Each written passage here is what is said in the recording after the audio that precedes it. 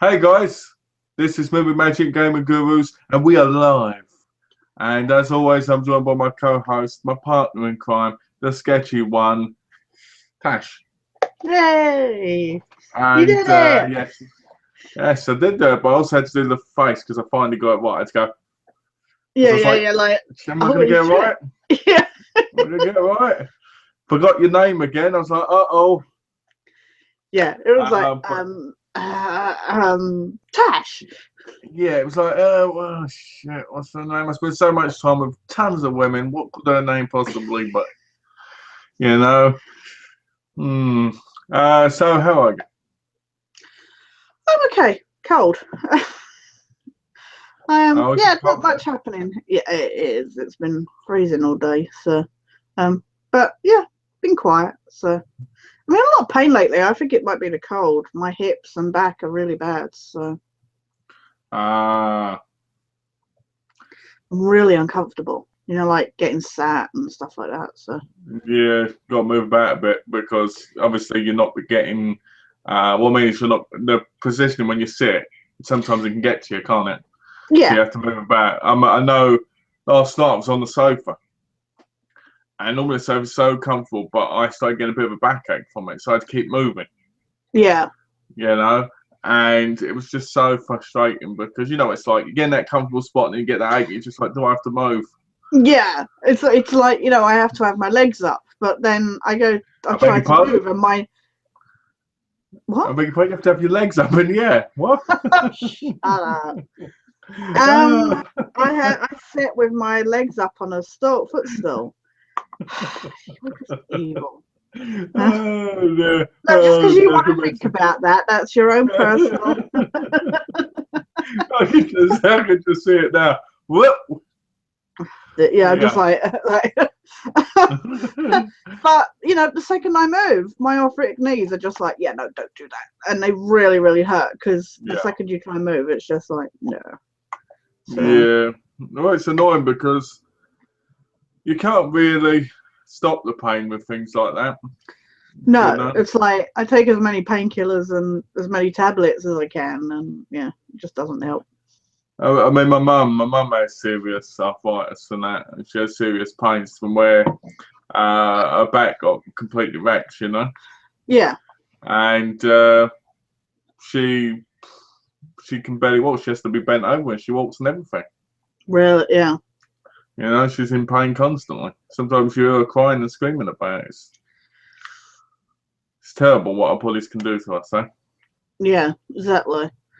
And especially when you don't know where it how how it can be so bad, kind of thing. You're just like, ew. Well, So, it's like me, Donna's been getting on at me about, trying to walk more and do more. yeah, Because she's like, Mel, you need to sort yourself out. And I'm like, easier said than done. yeah, It's exactly. like in here, you should, but when it comes to actually doing the stuff, you're just like, yeah.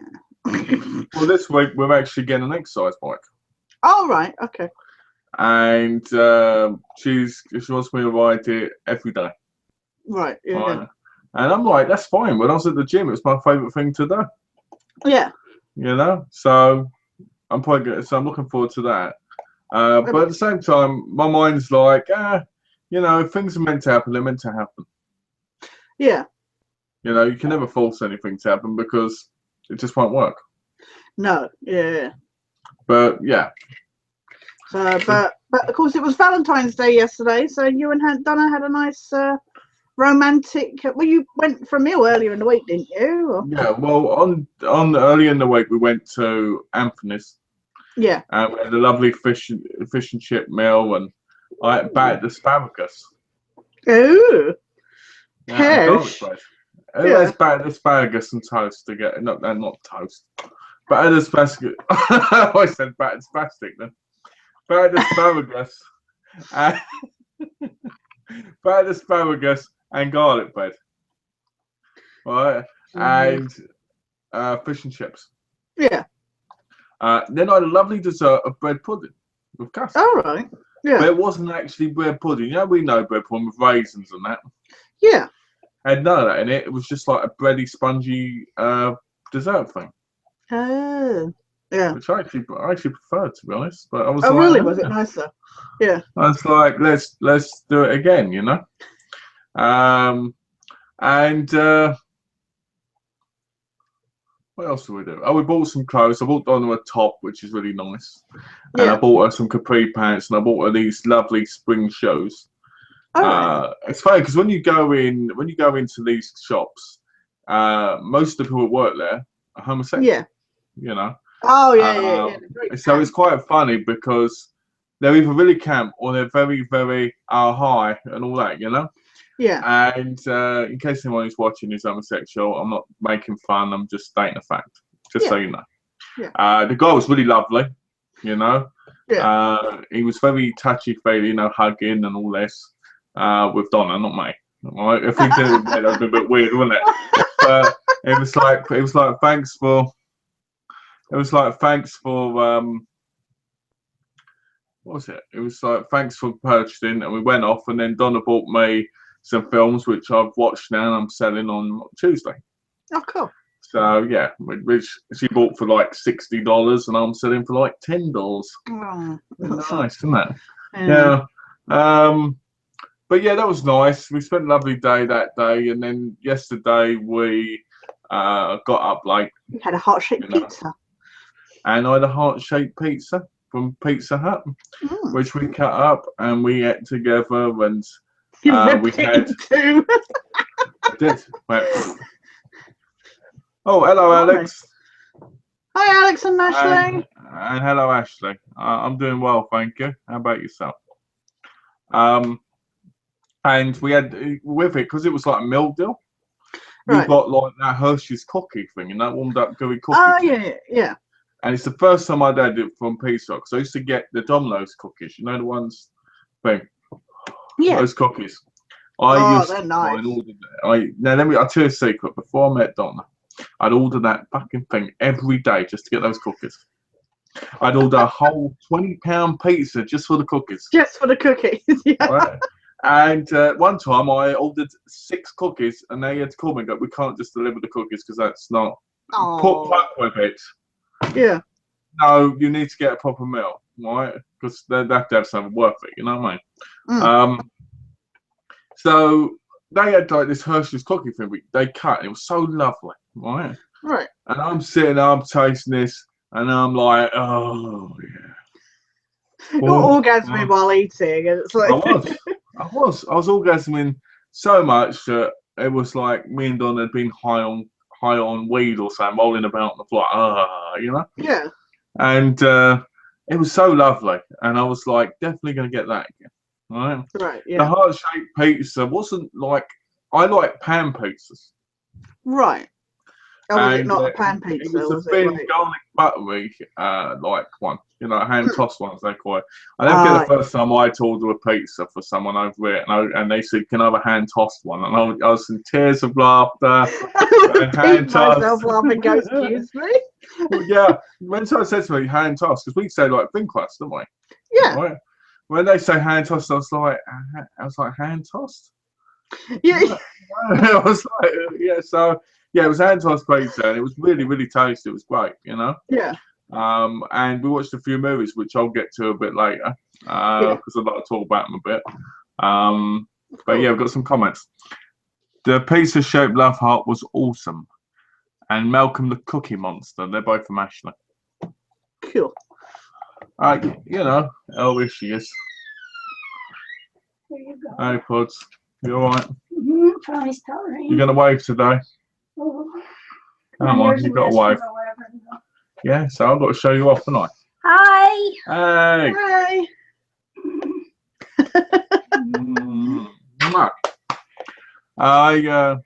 So it was a good trip, yeah? Alright, catch you later. Those cookies are amazing. They are amazing.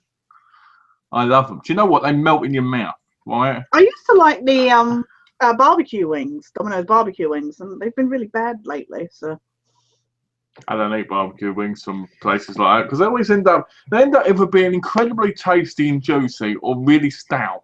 Yeah, like rubbery. Like that's what I found them to be lately. But It's yeah, like the when you go cookies are gorgeous. it's like when you go in the chip shop and you're looking at, like that warm area. Yeah. And you're You looking know at it and what? go, how long? And you go, how long's that pie been in there for? Yeah. Because my mum used to always get pie. Like I think it's like it's an onion or whatever. Oh right, That yeah, little- yeah. Steak and And onions. yeah, something like that.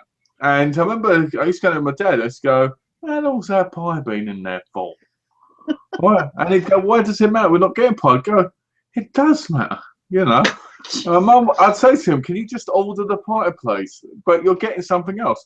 I want to order the pie to see how fresh it is. Oh my goodness. Yeah, Right? just to find out. I was a kid. Right? It's stout. Right? Well, you didn't even want it in the first place. Why did you get it? I used to hate that because they do have it's like a chicken shop. So the chicken's been there for like 4 hours. Yeah. What's this?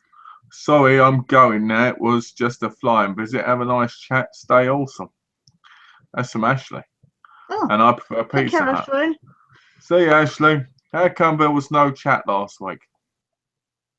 That was from Alex. Well, there was That's no 'cause chat somebody last was week. ill. For a change, it was Malcolm's fault. I had bad diarrhea. And to be honest, Alex, I was like, do I sit on the chat and every 5 minutes. do I sit on the chat with a bucket and every now and again take pictures, show me shit? Or do I just stay off? Which in reality, I probably should have just showed it, shouldn't I? That'd been awesome. I'm sitting there, movie magic and gaming gurus, shitty times. But and what is your favourite takeaway? I was going to quickly say, what I was saying about Domino's, I like the of those cookies. I like their chocolate melts, the little bowl things they do with the. You mean the sponge things? Yeah, but you have that like inside. It's just that warm chocolate, like saucy stuff kind of thing. My favorite take. I'm not really a big takeaway fan actually. I like fish and chips though, from a chippy shop. And mate, it's really hard because years ago I used to get takeaway a lot. Yeah. And that's fine. I was really, really in a bad place. I do like KFC.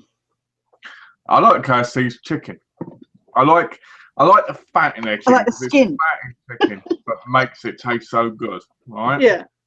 Not too much, but just enough where you can taste the flavour. Yeah, just to get the flavour. Yeah. I like KFC. I used to like McDonald's, but I don't like McDonald's anymore because to me it's a real kids thing. I think my favourite takeaway has to be Chinese. Right. One of the most exciting things about moving back to England is being able to eat chicken balls again properly. Yeah, sweet and sour chicken balls. Awesome. That's all I care about going back to England for the minute. Getting my tasty chicken balls from my old regular place. That's why I'm trying to move to the same area so I can get my chicken balls. The same one. Yeah. Wow. I can see it now. Why are we living in this shithole drug addict filled area? Chicken balls. But yeah, I think Chinese would probably be my favourite takeaway followed by fish and chips because, proper English is fish and chips, isn't it? Yeah. Malk loves the bowls. I do love No, bowls. he likes the pork bun. I do. I like buns and bowls. Actually, that sounds really bad when you think about it. That's really bad. Over here, when they say buns, they mean the bun, don't they? Yeah. And we all know what Alex means with the bowls.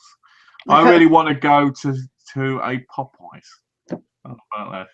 Okay, so let me get this right. I like buns and bowls, and Alex wants to play with a Popeye. You two are so well suited together. There we go. We'll be out together. He's playing with Popeye, and I'm playing with the buns and the balls. That's so rude. Well, I not been to a Popeyes. You've not been to a Popeyes? No. Have you been to an Applebee's? No. Have you been to an Anthony's or a Ivor's? No. I'll do an easy one. Have you ever been to McDonald's? Yes. Is it always McDonald's a really cheapy, horrible place when you get older? Yeah, I'm not a big fan of the food, but I do like milkshakes. I'm a big They're sucker for thick milkshakes. milkshakes. It's funny because their Well, milkshakes are really aren't as good horrible. as Wimpy. Yeah, but their milkshakes aren't as good as Wimpy. Wimpy now do the better milkshakes. Oh, 'Cause they do not mention Wimpy's milkshakes. Don't Why? do it. Because me and my nan, when we used to go down collecting my dad was bowling, we used to always go into the Wimpy. Right. And the milkshakes in there were to die for. I mean, literally. You're like, Yeah. right? As McDonald's, they put this weird gooey stuff in the machine, don't they? Yeah, that's what I used to like their milkshakes, but it's been really bad lately. So, but I just love thick milkshakes. But I used to love Yazoo flavored milk, but they've been really rubbish lately. So Yeah, my dad used to. I used to get my dad to buy me, the big Yazoo container thing, not the big one, but like the litre one. Yeah. I used to drink it throughout the day. Yeah, they don't do the big bottles anymore. Really? No. Because we used to get them in Poundland. Did you know 99p short's been bought out by Poundland? Oh, really? Yeah. They were in negotiations. And they sold it for 99p. I like brownie. Oh dear. See, look, it's talking about he likes brownies now. And the chicken place you turd. Oh, okay. I've never been to Popeyes, so I'd like to go there myself. I'd like to try a lot of these different restaurants, Yeah, I like chicken. I think Popeyes, and Popeyes only in certain areas of America. I don't know, because I don't think we have one in. As far as I know, we don't have one in Andover. So I don't know. And to be honest with you, I've heard of them. I've never ever gone to one, whether they're in England or America as well. I don't know. I know they're in America, but yeah, 99p short's been bought out. I did not know that. I said to my mum, because she told me on the phone, I said, that's stupid. I said, they shouldn't be making them pound stores. They should have just kept them a 99p shop. And then what they should have done is they should have just said like they were competitive with each other and made more money. That's what I'd have done. Yeah, exactly. Manipulate the customers. How to, 1 penny. That's, that makes all the difference sometimes when you're buying stuff. What's that? Sorry, gonna go on Twitter. Okay, I'm sure that's a joke to do with someone else. Oh, dear. I'm thinking about it. It's sad that the 2 people that actually bothered to turn up have then gone, you know what, we'd rather go tease somebody else now. You know what? Bad enough I came on and you were sat watching somebody else. I was. Well, I'm sorry, but when you watch such exciting interviews, you have to, I got to be honest, I think I had a good laugh this morning from that. But anyway, without advertising. Yeah. Me myself, I feel pretty good today. Because you never asked. So. Well, I brought up about you going out for Valentine's. So yeah, but you never asked how I was. All right, so now you've got to ask so I can answer it properly. Well, technically, Ashley asked anyway, so. Oh, okay. Then I'll see how it is. Anyway, how are you? There we go. I'm doing okay, thank you. And, today I'm feeling pretty good. The last couple of days, I've been feeling really nice and really happy. A little bit down, a little bit angry with people, but nothing that's really kept me down, Right, yeah. I've been a little bit annoyed because I feel like I haven't been talking to all the people I want to talk to, Yeah. And I feel like I'm not spending the right time with the right people who I should be. Yeah. It's like I had a couple of friends that come back into my life recently. And they contacted me and they were talking to me and I haven't contacted them in like 4 weeks. Right. Because you just haven't had the time. You just haven't, And you've been showing been paying more attention to other people. Okay. Yeah, certainly. I've been spending more time with Donna. It's like Alex. If Alex is still there, I'd like to see Alex and spend more time with him and talk to him, but I haven't had the chance to at the minute, Yeah. But I just, I find the more time I spend with Donna and the more time I first relationship with Donna, the less time I have to talk to other people, which isn't as important really as Donna. Yeah. But at the same time, it makes me feel a bit bad. You know what it'd be like? It'd be like if you were in a relationship and you wanted to spend time with me, but you couldn't be because you were out with someone. You'd be happy, but you were with them, but you'd still feel a bit bad because you want to spend time with your friends. Yeah. You know, and that's how I feel a little bit at the minute. Not in a horrible way, just in that kind of nice way, you know. Yeah. So me and Dobby spend a lot more time together, and I find the more time I spend with Donna, the more I get more relaxed in a weird way. Like I do and I don't, you know. It's a very weird thing. Yeah. Oh, Alex put "I'm joking" in capital letters. I want to know why you've got a weird sex toy behind you. Yeah. In your figure collection with the big mouth wide open. Look at it. What the hell is that supposed to be? It looks like a cat. It looks like Molders had fun with it or something. Yeah. It does look. I joke. It looks like a condom mouth. So. It does. That's exactly what it looks. The two-headed guy looks like he's a part of it and all. I just like our Skinner. Looks like he's got serious issues. Look at that face. It looks like one of those weird blow-up sex dolls. It does. Like, but the alien version. But yeah, I mean, I've been doing good. I've been watching a lot of movies and I've been relaxing, and I've decided the weekends I'm going to focus more on watching movies and gaming because that way I can actually relax properly. Right. You know, I dropped the disc. I'll drop the disc I went from GameFly to scratch. Oh, is that your Tomb Raider one? Yeah. I've counted how many games I've got. I've got about 125 at the minute. Oh, really? And I've got to complete more by the time I move next year. Plus, I'm renting games which have 3 games on them. Oh, dear. It can You be get done. through, you get through games really quickly, though. So. I do. To be fair, I do. If I really work on them, I could get through this probably in a couple of days. Yeah.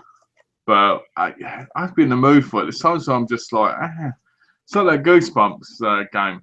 You know, Yeah. I almost platted it. I made one mistake. I have to go through it again, but I just can't be bothered to do it. And it'll only take me about an hour. Yeah. You know, Firewatch, played it once, wanted to get through it, and I just can't be bothered. Haven't been back to it. Yeah. Naruto, I play it and I love it, but I just can't be bothered. You know, you saw that Naruto game. You got to admit that Naruto game's amazing. That was pretty awesome. You know, it's beautiful. I love that game. We watched Misery today. Awesome. I like how you said awesome because he put awesome underneath. Oh, did I? I like it. I love it. Can you imagine meeting somebody like Kathy Bates' character who would do that? Oh, dear. I know some X-Files fans like that. Oh, dear.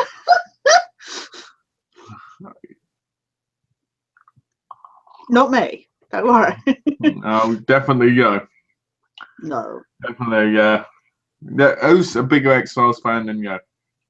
No. I joined Twitter last night. I joined Twitter last night. Oh, yeah. Just to look at people's feeds. And I went on your thing. And I was reading all your tweets from over the years. There's not that many. There's only like 30 posts, I think. And I almost tweeted one of your oldest ones about Berlin. Oh, and yeah. I always tweeted back, "Oh, it was good to see you in Berlin." Right? just to see what just to see what you'd say today, like. Oh dear. Berlin, yeah. Yeah. You know, I've got to be honest. Joining Twitter, to be honest, I didn't join it officially because I'm not. I don't want to be on that. I just joined it so I could see the things that everything's blocked. Yeah. And I'm sitting there and I'm reading people's tweets and I'm looking at it and I'm like, people enjoy this. No, I know, right? You know, I just don't get Twitter at all. No, I don't. Like I say, I use it occasionally, but very rarely. You know, I don't get these people because there's these people who have it on their phone and they're like constantly tweeting, and I'm just like. I looked at a porn star once and she put on there, having sex, hashtag at Brazzers, and I'm like, Who cares? I'm like, who cares? You know, I'm like, who cares about this crap? You know what I mean? Yeah. Twitter is obviously far beyond my generation. Yeah. You know, I'm not. Don't get me wrong, I'm not that old, but at the same time, I feel like I'm where I think about Twitter because I like Facebook, and that's even, you know what I mean. But I don't like Twitter because it's like all those things. You know.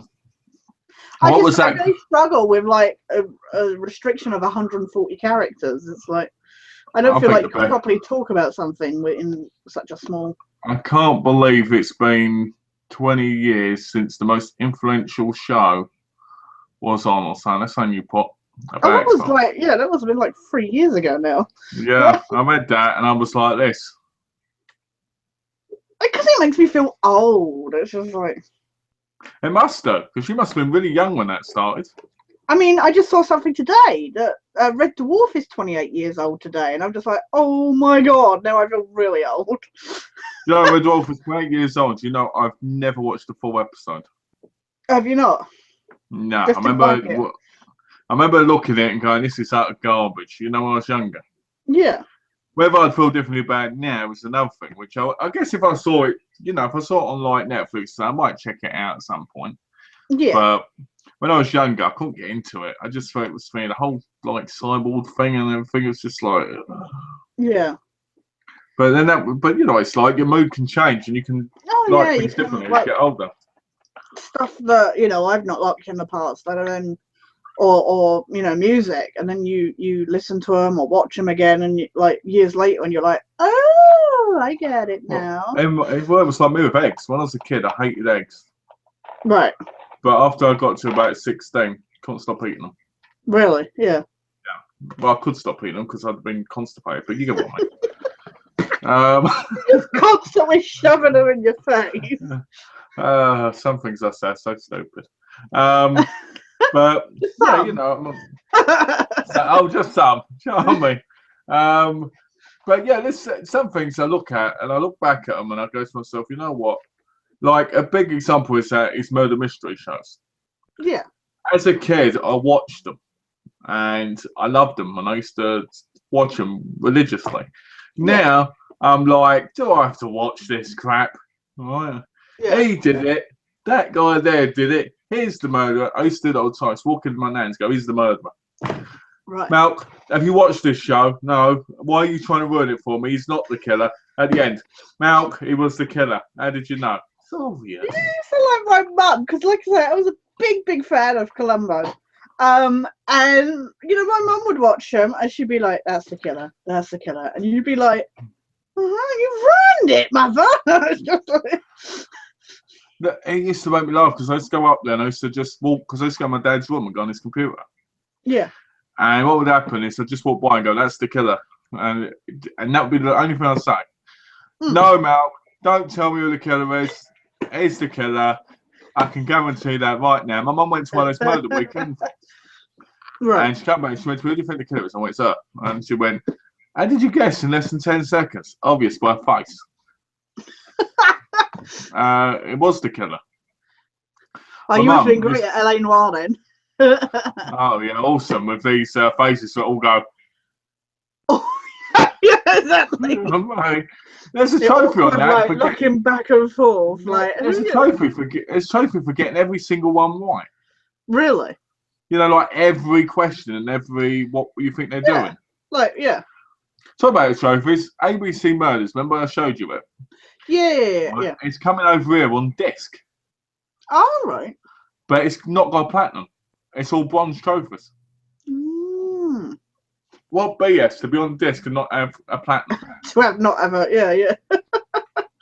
You know, so that tomorrow it'll be interesting to see what comes out in the store. Apparently next week the new Walking Dead one's coming out. Oh really? Next week? The Michonne one's supposed to be being released next week. You know, the first part. Yeah. Which I think would be great. I'd love that. That'd be awesome. You know, and your favourite game, which you've obviously pre-ordered 20 copies of, Far Cry Primal. Oh, damn. It's next week. You love that, didn't you? I saw the funniest thing. Right. So I'm subscribed to this channel, Game Theorists on YouTube, and they did this. Every now and then they do these things called culture shock episodes where they look at the history of certain like franchises and stuff like that. That sounds pretty good, actually. And like whether they're based on like how realistic mechanics and stuff in them are, kind of thing. Well, anyway, they did this episode about Far Cry Primal to look back to see if some of the weapons were actually possible for the time frame that Far Cry Primal is set. Yeah. And you would think that would be fascinating, except for the fact that the video was asked to be made by Ubisoft and was sponsored by Far Cry Primal. So of course they couldn't say, like, they're like, oh, well, this wasn't around in the Neolithic times, but I'm sure it's not, impossible to imagine that this. And I'm just like, you're only saying that because, like, arse wiping, basically.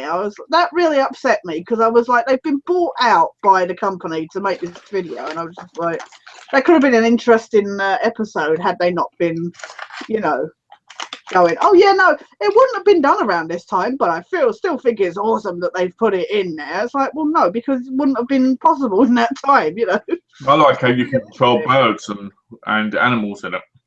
Yeah. Because it's like, oh, here we go. Yeah. So there we go. Far Cry now is becoming one of these crappy things now. I said to Donna, I bet the 10 letters turns out to be find 10 scriptures. Oh, yeah, definitely. And I'll take over outposts. I've always said this, outposts and the gun. Yeah, exactly. There's a gravity hook and everything. It's just like, And I'm like, really? I'm like, the game's going to be like, the trophy's going to be almost exactly the same. We're talking about Ubisoft here. All the trophies are pretty much the same and predictable. Oh, all the Assassin's Creed Platinums are all called Master Assassin. I know, right? I still need to download the DLC for Rainbow Six. Oh, is it up yet? Yeah. As far as I know. I haven't been on though, so. I watched some video footage. Oh yeah. Yeah. It looked pretty good. Yeah. But of course we should tell people. I doubt it. We should tell people about our fun playing Dead Rising 2. It wasn't fun. I thought it was one of the worst games I've ever played. Oh no! I got something funny to tell you. What? So I went on. I thought, right, I'll try and do one of these long list trophies, right? Oh. So I thought, right, I'll try the what was it? Oh, the try all the clothes on thing, right? So I had this video up on my tablet, and I'm like going around, la la la la la. Got down to the last couple items, and I'm not even kidding you. Now, bear in mind, I've done this. I've avoided all case files and everything like that. Last couple of items I could not get to because a certain door wouldn't open until case 3-2 triggered, and then there was another one that wouldn't happen until, and I was just like, balls. So all I'm hoping now is that they'll carry through. Otherwise, I've got to collect all the fucking 92 fucking clothes again. I don't like that. I don't like that you have to do all the cases or do certain ones to get them. Yeah.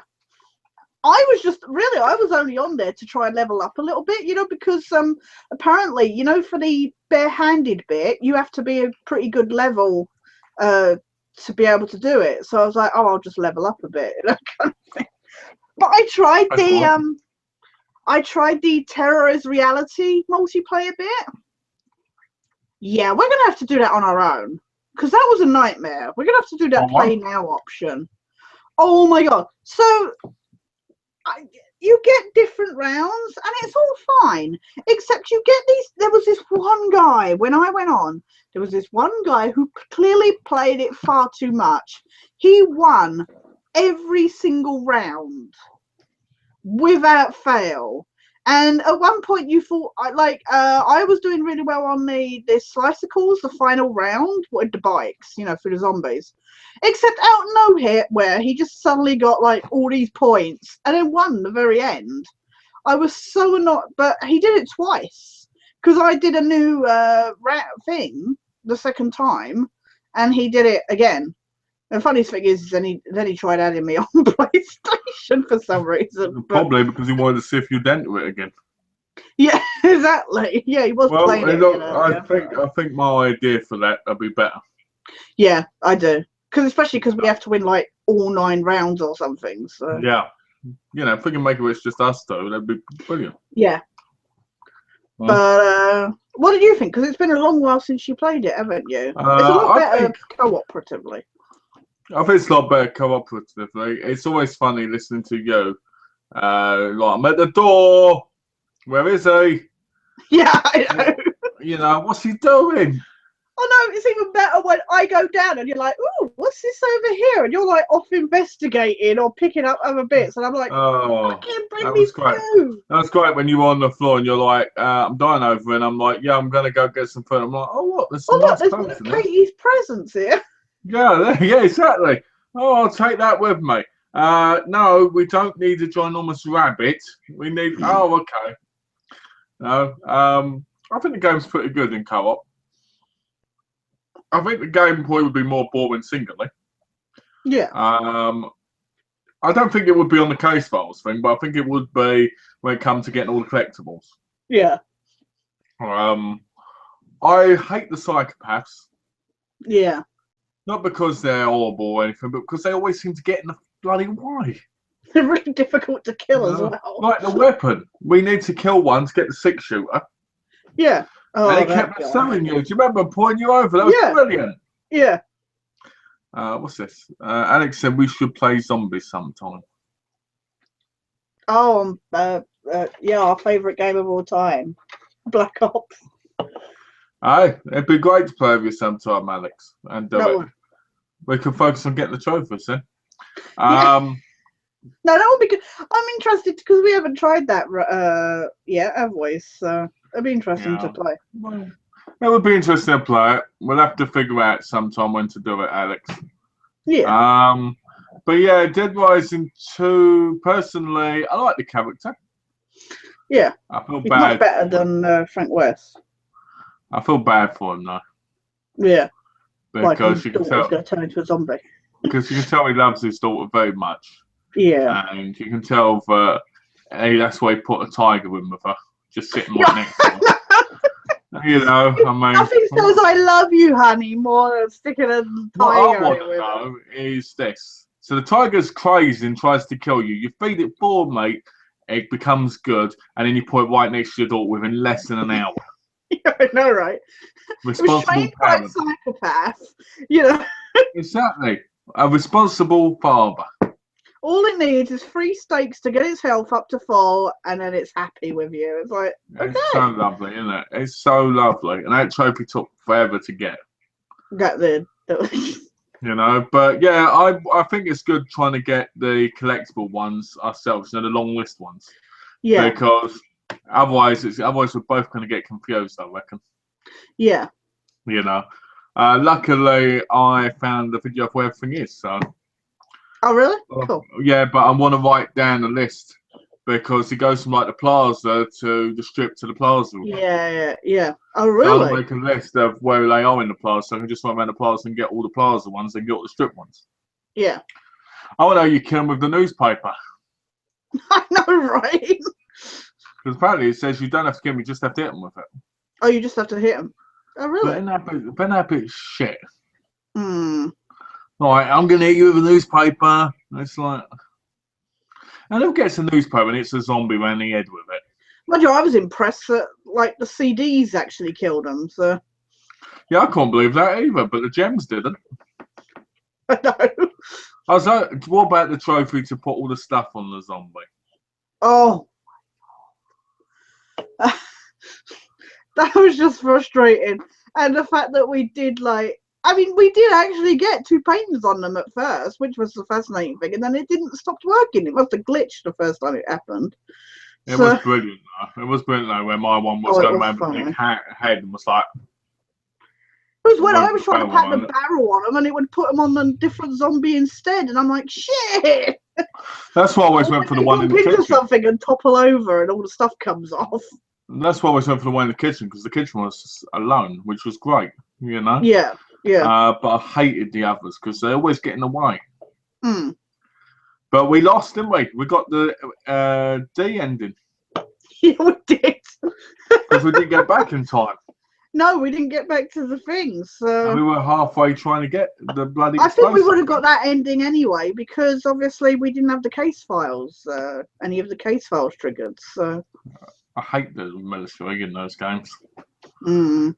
Why do they make them so horrible? It's like they never listen to you. They always think they're better than you and all this other stuff. They're Why always couldn't you just evil. kill them? Yeah, yeah, You know, but yeah, I think we'll play the game at some point. yeah. I know you've made me want to play it, and tomorrow I'm going to get Off the Record. Oh yeah. Yeah, it's $7 in CEX. Oh cool. So I'm going to pick it up in there, and I'm going to laugh all the way home. And I'm going to get a plat on it. I reckon I might get a plat on both of them. Right. Yeah. And then I've got both the sniper games. I need a plat, and Yes. Yeah. you know, I can't believe that we're going to have all these games called Sniper platted. So many games. Sniper. So I wonder what type of games these people like. Oh look, there's all these sniper games. I guess they like sniping. Yeah, they must just like playing sniper games. Just... Yeah. But yeah, I mean, I played a lot of games with Sinai, and yeah. I really enjoy a game. And there's times I get a bit annoyed with it because there's games where I just like, why does it have to be so hard to get a bloody trophy? Oh god, yeah, yeah. You know, but there's other times where I'm like, Well, I've been enjoying them because I haven't played it really, but I played Unravel, which came out last week that I had pre-ordered, so that was fun to play. So it's very beautiful. You played a little, really? haven't you? nah. Ah. I bought it for Donna, but we didn't end up playing it. Right, yeah. It was a waste of $20. No, I'll play it. I just won't play it anytime soon because I can't be bothered. Yeah. I looked up what number I was on in Rainbow Six. I was 580 to play it, Really? and it's only got 800 odd for played it so far. But get this, I was like the 5,000th to play it. SmackDown versus Raw 2011. Wow. 5,000. Yeah, about that. So, and I was probably the last person who ever will play that game. I will say that has been an interesting thing for me to look at, like PSN trophy leaders, and you see how many people have played certain games. And when you think of games, you think like millions of people worldwide are playing it, and then you look, and actually it's only like a few thousand have gotten like one trophy or something. You know, it's like. It always makes me laugh when you see how many people stop playing. Like, like Assassin's Creed is a good example. Yeah. When it says like 98% got that one, then the next one 80-odd%, then 17. You're like, people really give up after playing for like 5 minutes and sell it when they bought it brand new. Yeah, that's like I said about it's like I said about like Walking Dead, you know, the Telltale games. It was amazing to see that drop off between each chapter of like, you know, like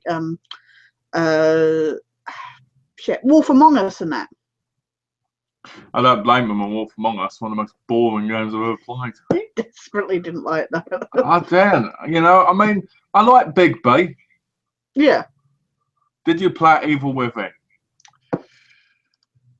He still hasn't done Akuma. He's scared of Akuma mode. You know what? I'm not scared of Akuma mode. I'm You not. No, I'm not. I'm not scared of Akuma mode. I guess a little bit.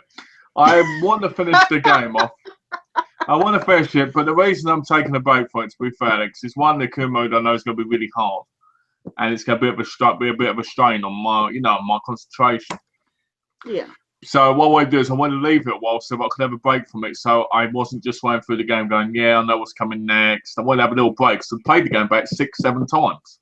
Right. So I want to have a little break between it a little bit, play some other games, then go back to it so I can fully enjoy it like I did. You know, because Tash will tell you, I've been watching Tash play with him quite a bit. Yeah. And quite a bit, but a little bit, yeah. You know, well, quite a bit. I did for like 2 days, didn't I? Right? Yeah. You know, and I still love the game. You know, I love the game. It's so my favourite game on the PS4. I almost bought it on the PS3 to play it again on the PS3. Just get those extra trophies, yeah. Do you know what would be amazing if I could beat Akuma mode on both systems? That would be so bad. Because can you imagine that? Melk hated this game. He dissed the game. Yeah, he actually dissed this game while I was enjoying it. He made fun of Alex because Alex loved the game so much. Yeah. Tash, haha, you're playing shit. And now he's platted both versions of it. That'd be awesome. But yeah, I do want to get back to it. I want to go back to the DLC. About my gaming shit. Fuck off. No, the game, not your game. In the game, oh, as in. So like you said, told Tasha gaming shit. I was like, no, it's in the gaming of the game, not your gaming game. In the gaming is in the game. Okay. You know, Freudian slip there. No. Well, I was quite amazed. I'm quite amazed, to be honest. I was watching you play within. I was amazed because you had some serious skills that I never thought about doing. Like when you were sneaking behind the guy. Sneaking behind the guy, yeah. I never thought about that. Of all the things, I never thought about that. Yeah. Didn't know it was possible. Yeah. You know, but then I never thought beating him with a handgun was either. But hey. That was awesome. But would that be so funny if you platted both versions after putting everybody down about it and stuff? If I saw it cheap on the PS3, we're talking about like $5-6, I'd buy it. Yeah. Because I want to the games I want on the PS4 or on the PS3 I really love, like Sleeping Dogs, Alien Isolation. I want to be able to plat them twice because I love those games. Yeah. You know, and I know I could easily go through them again and enjoy them. Yeah, I would love to do Alien Isolation on PS3 just to see. But I could never, ever play games like bloody Sniper Elite 3 on the PS3. No. Oh, I couldn't go through that fucking survival mode. You know what I mean? That was on sale, by the way. Sniper Elite 3 was on sale. It was $8. The complete Ultimate Collection on the PS3 was $8. And I looked at it and I went, anybody who wants to play this game has to be a moron because you need to get all those fucking ribbons. Yeah. Which Alex was going to help us with originally and he never did. Yeah. He's all like, oh, I'm going to help you. Oh, look, I got rid of the game. But yeah, you know, I mean, Alien Isolation, I haven't even played again yet. Yeah. But yeah, I mean, I think it's good to, if you want to play a game again, like Sleeping Dogs. Yeah. I highly enjoy it. I love the game. And I never got bored trying to play it again because I enjoyed it. Yeah. What I am bored of is the fact that if I want to 100% it, I have to pay £5 each for the DLC. Yeah. Which I think is bullshit because I think after like 4 or 5 years, the DLC should be free. Should be free, yeah. Or at least like $1 or £2 or something. Because when I looked at Assassin's Creed 3 one, I had to pay $20 for all the DLC. Oh, and you would have had to pay, and you would have had to pay like £8 each. Yeah, I looked, and it was just like extortionate. I was like, the season pass was like £26. I was just like, yeah, no, that's not happening. I never forget when you got the Sniper 3 one, and you were like, "That's it." I paid this for just 10 minutes. Oh my god, it was that Hitler one. That was just absolutely atrocious. Oh, come on, you loved it. You loved shooting him in the testicle. No, it's that guy at the end that you shoot as he's driving away and he goes... Well, what annoys me is technically you can kill Hitler at the end of number 3, you know, on the DLC. The same way you kill the main villain in number 2. Oh, really? Because you know when you shoot the car, and you're like, come on. Yeah. Oh, that was a nightmare, though, doing that fucking shot. Do you remember us doing that over and over and over again? Especially when we were trying to shoot him in the testicle. I will say this. So much. I will say this. Sniper Elite 2, I went back and did it. Yeah. I took that shot in one go and hit his tank perfectly. Oh, really? It's all because of Sniper Elite 3. Yeah. Making me shoot, and missing.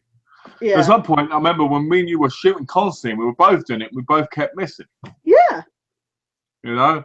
But I just went through Sniper Elite 2. It was just like, see up, done. But Yeah.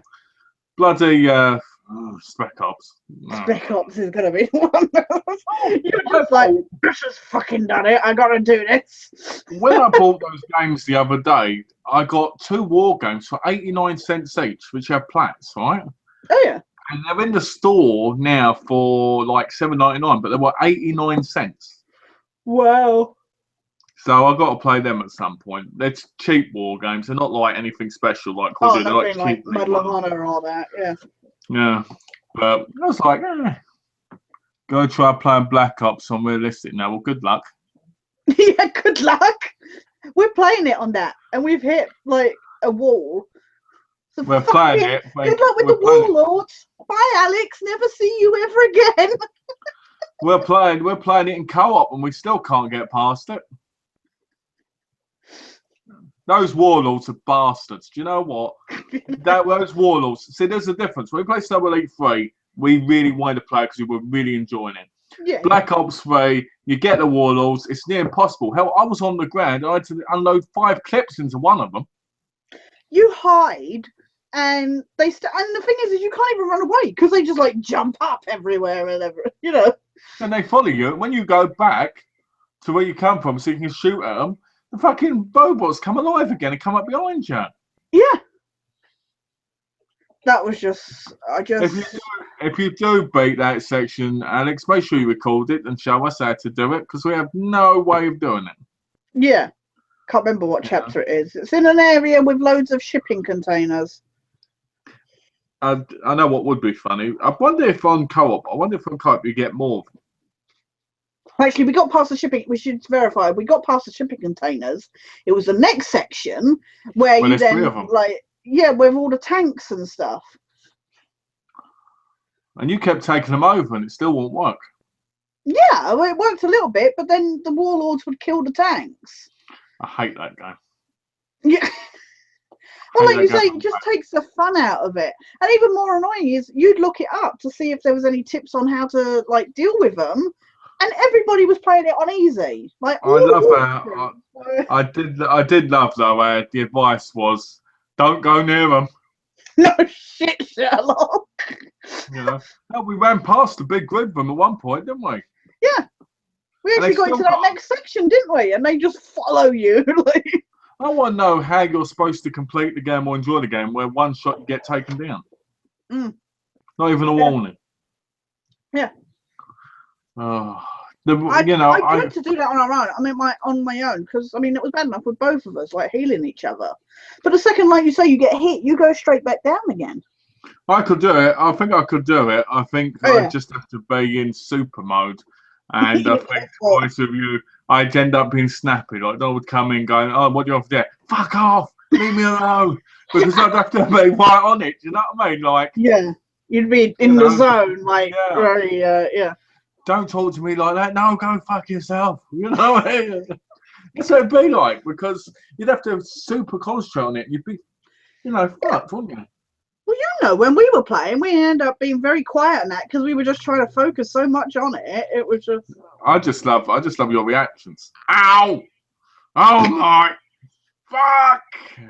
Well, it was every time I'd get hit, you'd revive me, and literally within like a millisecond of me getting up, it would go dead. Oh, you wouldn't even be able to get up, would you? Or even when you go in super fast running mode, you still get it. Yeah, exactly. Nah, the game. I mean, I like the game. I just hate that. I think we really need to take out those warlords before we progress any further, because them following us up that area was ridiculous. Well, didn't we try for like 6 hours? Yeah, we tried it all evening. It was just like. It got to the point where we both went. We did it 2 nights. We did it on the Wednesday and then we did it again on the Friday, and we were just like, yeah, no, we can't do this anymore. Like, fuck it, let's just enjoy a game like Dead Rising where we don't have to worry about that stuff. Yeah. Well, actually, to be fair, we tried playing every other game before we finally got to Dead Rising. Cool, man. That was funny because most of the games just didn't work, did they? Yeah. But we tried Port 2. We did play some Army of 2, remember, to be fair. Yeah, we've got to go back to that. 40th day, yeah. You know, even though we can't plat it, we can 99% it. Yeah, exactly. hate It's going to that be you like can't me back with up. Meatball Trophy. It's going to be that one trophy you just don't get. I reckon you'll get. Yeah. I'll keep trying. Just do what they keep saying on the videos. Just Yeah, I contact know, someone the other time and say, look, when they do this, if I'm to push them, and they go, yeah, go, yes, hi, can you help me get the meatball trophy? And just flirt with them a bit. Then they'll do it and go, do you want to see me on cam? And they go, afterwards, just put them on block. What you got to remember is guys want to hear female gamers, right? Oh, dear. So if you put on like this kind of sexy voice, like hello, Sexy voice. yeah, then they'll let you do it, and then you can say thanks for the trophy, sucker, and block them. Yeah, bye. You know, get the most money for it. Where it was, thanks, buddy. Just leave. Yeah. You're right. Yeah, there you go. You may not have heard me, but my name's Phil Mitchell. you know, and then get the trophy. That's what I'd do if I was a woman. You know, I'd contact. I go, hi, you know, all that stuff. Yeah. Because that's what men want online. They want to pull female gamers. Yeah. You know, that's why you never. I love all these people go, "It's not female gamers." They are. They just don't talk. They just don't talk because they get treated like shit if they talk. Exactly. So you know, or you might get the odd person who goes, "Ah ha ha ha, you're a shit gamer, so you want me to help you?" And then they start telling everybody in the group. Yeah. And then they go, "Ah ha ha, that shit gamer wants to meet with us. Let's go near it, but run away." Yeah. We know where they're gonna be. Ha ha. Yeah. Yeah. Oh, you know, I'm leaving the chat, but I'll be running. And then the chat go, let's all surround him, just keep shooting. But no, you know, I don't like we can't adjust your teams because we could have got that trophy easy if I could just go over to the other team. Yeah. No, exactly. You know? But yeah, that's all you got to do. You got to you should have contact logged on somebody. with your English account, maybe. Well, I use my English account all the time. Oh, is that your English account? Oh, okay. Yeah. The one that's got all the trophies on is my English account. Oh, okay. Sorry, yeah. You know, so I can't get in them. It sucks. It's annoying. Maybe when you come to England, finally I'll be able to get that trophy. Yeah, might be able to. You might be able to. I just think it's annoying, but you just can't get it. It's like such a simple trophy. It's just hard because you've got to wait for the person to be in there. Yeah. I know the trick with the diffuser, but the chances are you're not going to get to the diffuser and get it done. Exactly. You know, I mean, I was lucky. That's the thing. It's just requiring, you know, needing to have the diffuser and to get to the bomb because obviously everybody's holes up in the room with the bombs. So what you need to do is you just need to send some message. Go, hi, look, I've been playing this game for so long now. I want to trade it in and get rid of it so I get something back. Yeah. It's a shit game and you're a shit player possibly. But I want to know if you can help me because I did actually contact somebody because I checked. Somebody didn't have the trophy. So I messaged them and they just sent me a message back going, fuck off. I was like, okay then. Oh, Ashley's back. Hey guys. Oh, welcome back. Back, Tash. Have you seen Deadpool yet? It's awesome. No, I haven't seen Deadpool yet. I want to see it, but I have not seen it yet. I have every intention of going to see it though. So I want to see it, but I'm going to wait for the Blu-ray. Yeah. Because I ain't going to an American cinema. No, you I've told disgust for all cinemas. I don't like them.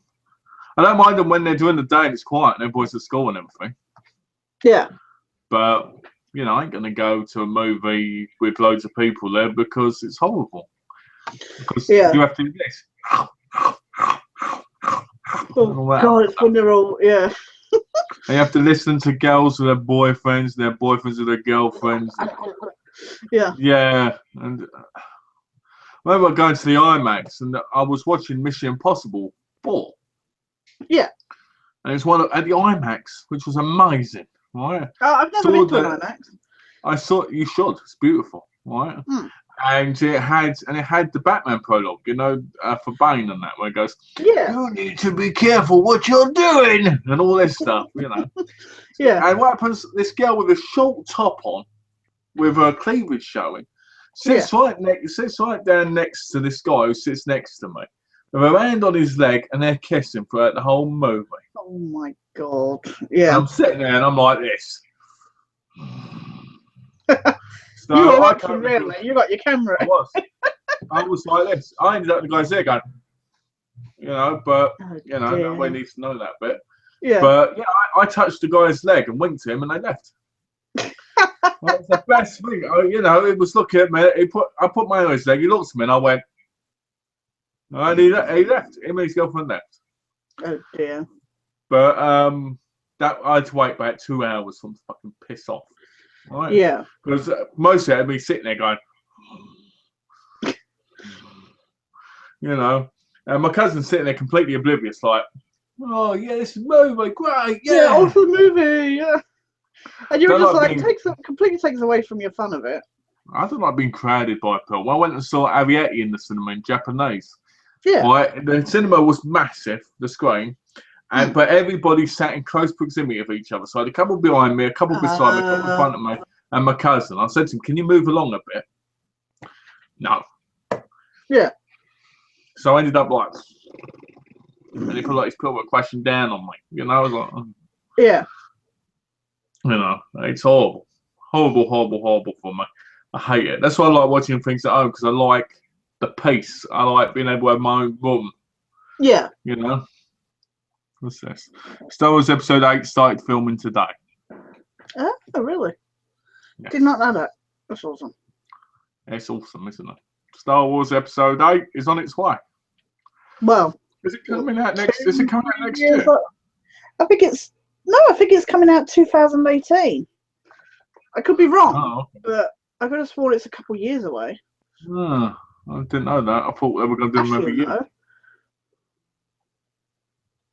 When's it coming out, Ashley? I'm pretty sure it's not for a couple of years, but I could be wrong. It could be. You could be right. It could be like Bond films. It might be next. Well, it might be next Christmas. I don't know.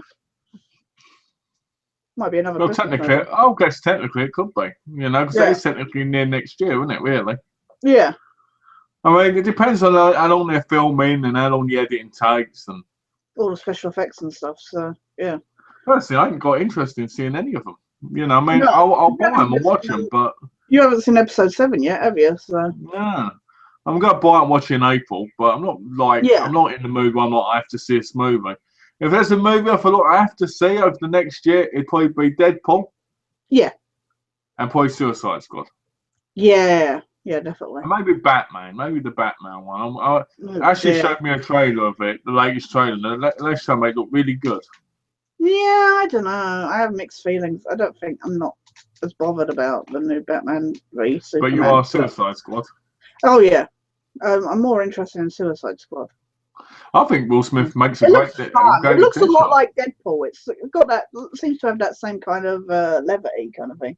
Well, it's already comes out in 2017. All right. They've always said it's a Deadpool sequel coming, didn't they? Oh, really? Oh, that's good. I said to someone, I can't remember who it was, but I said hopefully now, because of this, they'll have an actual Punisher movie. Yeah. Do you think there'll be one? I hope so, because I want there to be a more darker, more. You know what I mean? I want them to do more dark. Is there another Blade movie coming? Yeah. I know Blade Runner's coming out. Blade Runner 2.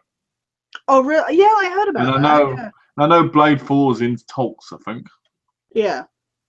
But they want to make it a PG. What did I hear? Oh, well, that's just another RoboCop situation where they make something fucking watered down. RoboCop the TV series one of the greatest. I was just like, what the fuck? Oh, I can't remember what it was now. Sorry. I was watching Jared. It's Jared Leto, isn't it? He's been the Joker. Yeah, because he was a singer in some group, wasn't he? I was watching him in the Suicide Squad trailer. Yeah, I've watched it about 100 times now. Yeah, and I think he looks pretty good. Yeah.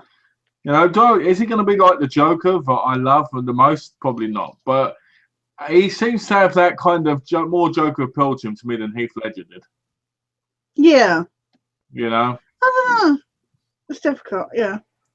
But we'll know after seeing the movie. Yeah, exactly. I'm not going to pass judgment until seeing the movie. So I'm just saying from what I've seen, I think he could Yeah. be better. But we'll see. it looks like he should be the leader of the Prodigy, but Because I said to Donna, I said now for Harley Quinn's in this movie, she'll be in more movies. yeah, I hope so. I said Yeah. Margot Robbie could end up being in more movies in this because Harley Quinn's character's the first time she's actually been on film properly. Yeah. And I kind of like the idea because from the trailer you can see that he turns into Harley Quinn in the film. Right. Yeah. Well, I'm hoping that's the case because that'd be awesome. That would. Yeah. But it'd be interesting to see. But it don't come out till August, so. No. It's gonna be one of those summer blockbusters. And I won't watch in the cinema, so I probably won't see it till November. Yeah, I was gonna say. So it's gonna take a while. Got my loot crate next week. Yay! I'm looking at getting this thing called only because they're doing Geekville. No. Was it Supply Pod? It's supposed to be science and science fiction themed, and they're doing one this month that's X-Files themed. Oh, say I know it. We're nothing. No. You needed to say add something in it other than X-Files. What else has it got in it? All right. As soon as you said science fiction, I was like, she says X-Files, I'm going to jump off a cliff. And you said X-Files. I can't believe this. When you said science fiction, I was like, oh, okay, it sounds interesting. You went, it's X-Files film this time. I was like, well, the last one they did was, what was it? Oh, no. They said the November, December of last year was Star Wars. The one before that was The Martians. So. But were they any good? I don't know. It looks like good stuff. Well, if you get the... Hey, I just want to see what I get. It's a lot of money. Oh, is it? Yeah. Is it English or American? Shit, it's that much? Fucking hell. Well, yeah, I might not get it. I might not get it. No, I'm not all that bothered, actually. I'm just how much is it? Shipping is $25 international shipping, right? What? Yes, yeah. $25 international shipping. I'm so not getting this, right? How much is the box itself? Single supply pod X-Files edition. $40. Yeah, you watch. We'll hear on the chat. Oh, look what came in the post. The supply box. I can guarantee this is going to happen. Unboxing video in a few months' time, I got a special package today. It's a supply box. It didn't cost that much. There's only 6 days for me to make that decision. I don't think. Not $65. Surely it's not going to have anything in it, but you want. I'd rather go on the Fox shop. I don't think. No, I'm not going to get that. What's the Fox shop now? No, the Fox shop. They've got new stuff added to their Fox shop. So, including a calendar. So, I actually put cool T-shirt, Tash, very hot. That's because I'm in it. That's why it's very hot. And he put French stick lover. Oh, can you please stop putting that? Just quickly though, I gotta say, because I was going to ask you about your movies next, but I gotta say about this because I am so annoyed. So, my comic right came today, this month's one. Right. Hold on, is this season 11 or is this the new one? No, this is season 11. This is the penultimate issue before they have an overhaul, which is next month. Next month's the last issue. Right, so I go through this. And at the end of it, this issue was crap, by the way, which is silly because it's the middle part of a 3-part story, like ending the series. Yeah. Kind of thing. So, but for a middle part, it was really uneventful. Anyway, get to the back of the issue, and I discover this advert for this issue that's going to be in this new series called Deviations, where Mulder is the one that got abducted, and Samantha, his sister, is working with Scully. What? So I'm like, and this is like, kind of like the Elseworlds, I guess, of DC and stuff like, like all the alternate realities of. So I'm like, okay, that's an interesting concept. I don't really like it, but anyway, they have. I'm like, I don't know about that as a series, except it turns out it's not an actual series. It's just like a one-issue special among, like, with several other comics. Yeah. What was it? Ghostbusters. In a world where the Ghostbusters never crossed streams, Transformers, where Optimus Prime never died, G.I. Joe, where Cobra turns the table on G.I. Joe, and Turtles, where the Turtles join Shredder. So, like, yeah, this is a whole, like, 5-week event. They got a whole, like, in it. So what? They're all part of the series, yeah? Yeah, it's a whole 5-week like series event. Okay. Right. So anyway, in the back of this comic, they have like a taster. We got what, 2, 4, 5 pages of this X-Files deviation issue, and I'm reading it, and it's pretty much the same as the pilot of the X-Files episode, just where Scully's a bit more bitchy, to be honest. Yeah. And she goes down to Mulder's office, and I'm thinking, okay, Scully meeting Samantha Mulder, except why is Samantha Mulder dressed exactly like her brother? Why is she dressed in a man's clothing? It looks like they just drew her head on it. Yeah. I'm like, if they'd drawn her like in Scully's clothes, like, like an actual woman, it wouldn't have been so bad. But I don't get why they've dressed her like Mulder. That's just lazy. The question is, are they going to have it where they're kissing it? That's the question, isn't it? Well, there's one issue. My worry is that if it's one issue, as part of this series, is it going to be something that does like spiral off into its own series? But I just don't. You know what? It was an interesting concept. Where Fox is the one that gets abducted instead. I have read those fan fictions, but I just don't like the fact that she's dressed in man's clothing. I don't get that at all. That is weird. So that just got to me. Ashley put poor Milk, and I'm off. See ya. Oh, okay. Sorry, it's not poor Milk. I wasn't going on about it. That's all right. I think it's interesting because I think it'd be interesting. Hopefully, the comic. How many pages do you think that comic will be? Because there's got to be a proper story in it, surely. I would assume so. I mean, I hope they're not just. I mean, like I say, these 5 pages essentially rip off the first few minutes of the X-Files pilot. So, I mean, you think about it. If that's 5 pages and it's 32-page comic, technically you've already read a big chunk of it. Yeah, that's what I'm saying. That would really suck if it's nothing but. I mean, because with a story like that, you would expect that they would have different, obviously, a different dynamics than a man and a woman. Because couldn't it technically just be the pilot, just with her, though? Yeah, that's what I'm saying. I mean, like I say, these 5 pages are essentially shot for shot exactly like the pilot episode. Yeah. And I'm just like, so what? What is the point then? What is the point of having the comic? If you I just want it to show 10 years later and show. You just want a lesbo, like. And them having a baby and calling it Mulder. That'd be brilliant. That'd be brilliant, wouldn't it? Think about it. I've got to be honest. I'd be interested in reading the Turtles one. Yeah, that would be interesting if the Turtles join.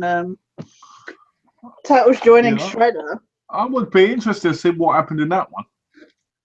Well, what would Bebop and Rocksteady be with Splinter or something? That'd be weird, wouldn't it? But then, Splinter didn't purposely make the Turtles, whereas Shredder purposely made Bebop and Rocksteady. So it all depends. It all depends on what you, what comics and what movies you watch, because they're all completely different, aren't they? Well, yeah, exactly. Because. But would the Foot be working for Splinter, or would they still be with Shredder? I'm sure they'd be with Shredder, surely. Yeah. Maybe Splinter helps them. Yeah. I always loved Splinter. I always thought Splinter was the best character in the whole series. I loved Splinter. I really Okay. hated that they made April O'Neil in the movie, the recent movie, have black hair. It's like, no, Yeah, well, they just wanted to get Megan Fox in, didn't they? So, the ugliest woman alive. do you not like her? No, I don't. I think she's awful. I think she's very cardboard. You know, they could have easily had somebody like Kate Mara or something with the red hair. Yeah. You know what I mean? They could have easily had someone like that.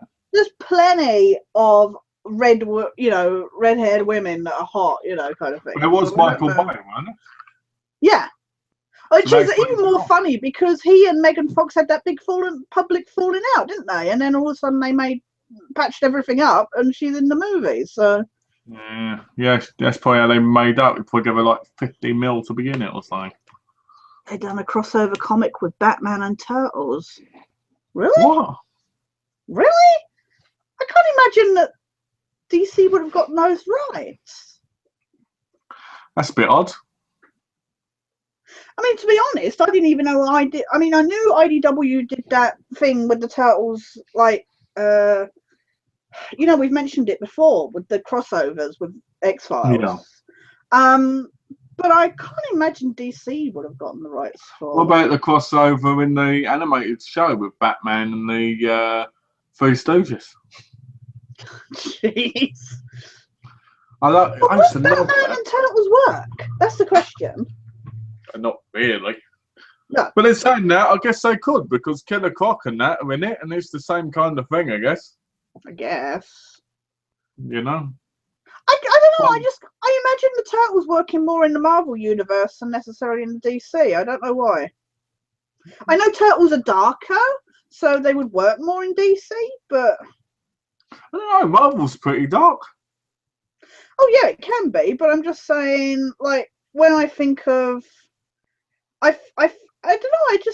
When I think of the two, things, I always just think of DC as the more grittier of the comics, Yeah. as kind of thing. I always think of DC as more good, especially Batman. Yeah. I mean, I'm You not know. a fan of Batman, like, this whole brooding Avenger thing, but You love brooding.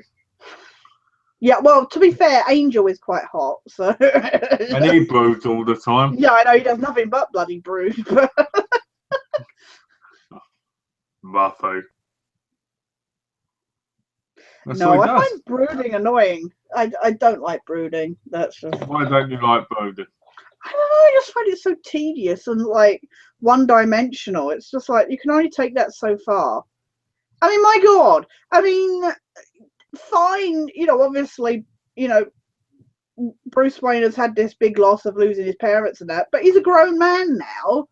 I always feel like he's still doing that petulant child thing with his, I lost my parents. It's like, yeah, we get it, I loved the comic. I loved the comedy thing I watched where Batman says, "Can you get me a sandwich?" Alf? And he goes, "Do you know what happened to the last people asked me for a sandwich?" And then it shows his parents getting shot. And in the background. Yes, I think that was on the Robot Chicken DC special or something. That was hysterical. Yeah. I was laughing at that. I actually put it from DC. It was in the nerd box. Oh, okay. Cool. Nice. I have to be honest. I've been trying to It's quite see good, by the way. Sorry, I was just asking. Oh yes, I don't think he's got it yet. Oh, I thought you said he got it. Sorry. I think he said next week. I think. Ah, okay. I've been trying to see what the Batman 66 comics look like. Yeah. Because if they were good, I'd buy them. Right. Yeah. Big fan of 66, isn't I? Yeah. And they did a crossover with Batman and Man from U.N.C.L.E. Really? Wow, that would be awesome to read. And I don't know how that works. Yeah. Because they're two completely different kinds of. Surely, if Man from U.N.C.L.E. saw Batman, they'd go mental. Yeah, I mean, I can imagine something like Man from U.N.C.L.E. and like Get Smart crossing over, but I can't imagine Batman and Man from U.N.C.L.E. crossing over. Oh, I can see Man from U.N.C.L.E. That Joker, he's working for Flush. Oh, is he? Suppose bloody Spectre with the whole. Oh, they were all Spectre agents, Daniel Craig. I love the Honest trailer for Spectre because they're just like Daniel Craig, a man trying to get fired from his job by not acting. I was laughing with Donna about how that beat. Remember in the trailer when it shows him shooting people? Yeah. I was laughing. I said it says when you're playing on agent difficulty. Yeah, yeah. Like, none of those guys actually shoot him. Yeah, I know, right? And he took that shot from like a mile away and killed the bloke at the top. Yeah. That movie is everything that Honest trailer says. Yeah. Oh, really? What's that? Tash wants Nolan North. LOL. Yes. We've already established this. You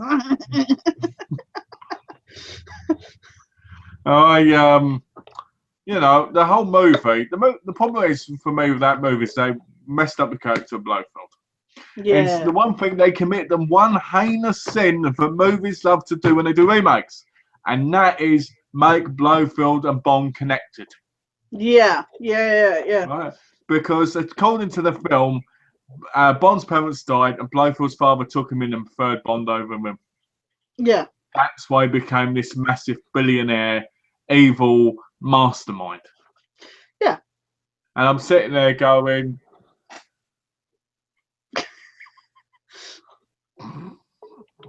because I'm like, come on. I'm like, the point with Blofeld is one, you don't know his real identity. You know, the originals. Yeah. Two, he's number one, right? And when people talk, they mention was number one, right? Yeah. Three, you don't have any other numbers in the film. Yeah. Right. Four, they try and make it where Skyfall, Quantum Stars, and Casino Royale all had to do with bloody Spectre. Yeah. Right. Yeah. When there's no reason or fail why they would be. Right. And another thing is they make him go, he's going down in the plane. Right. Who in their right mind is in a helicopter by a boom that's about to explode? You'd leave. Yeah, you just go. I have to watch Bond die. Over there for a while. and the Bond girl in it, shit. Leah Sadu, really? My cousin's married another of her, but she's shit. Because this is what happens. He goes and answers this question, goes, you're in danger. She avoids him. He saves her. They get on her train. He then saves her again. She then sleeps with him, and then 5 minutes later, she's in love with him.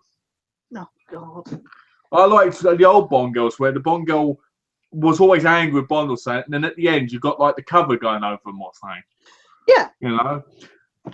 She says after 20 minutes of being in the film, I love you. Oh my God. And she cries. And I'm like, no. Yeah. Pisses me off more than anything, that movie. I tell you, I got so angry when I watched it. I think, it's silly because, like, the women in Bond, there used to be this thing, obviously, they were the objective or, because the Bond movies, they used to be made, to appeal to the guys and stuff like that. So you'd have the women, they were the hot figures, they were there, and then they would either get killed off or disappear in, like, leave Bond alone and turn out to be evil and stuff like that. And then when we came in, yeah, exactly. I mean, their whole purpose of being there was to shag Bond and then be gone. Be that by death or just turn out to be, evil.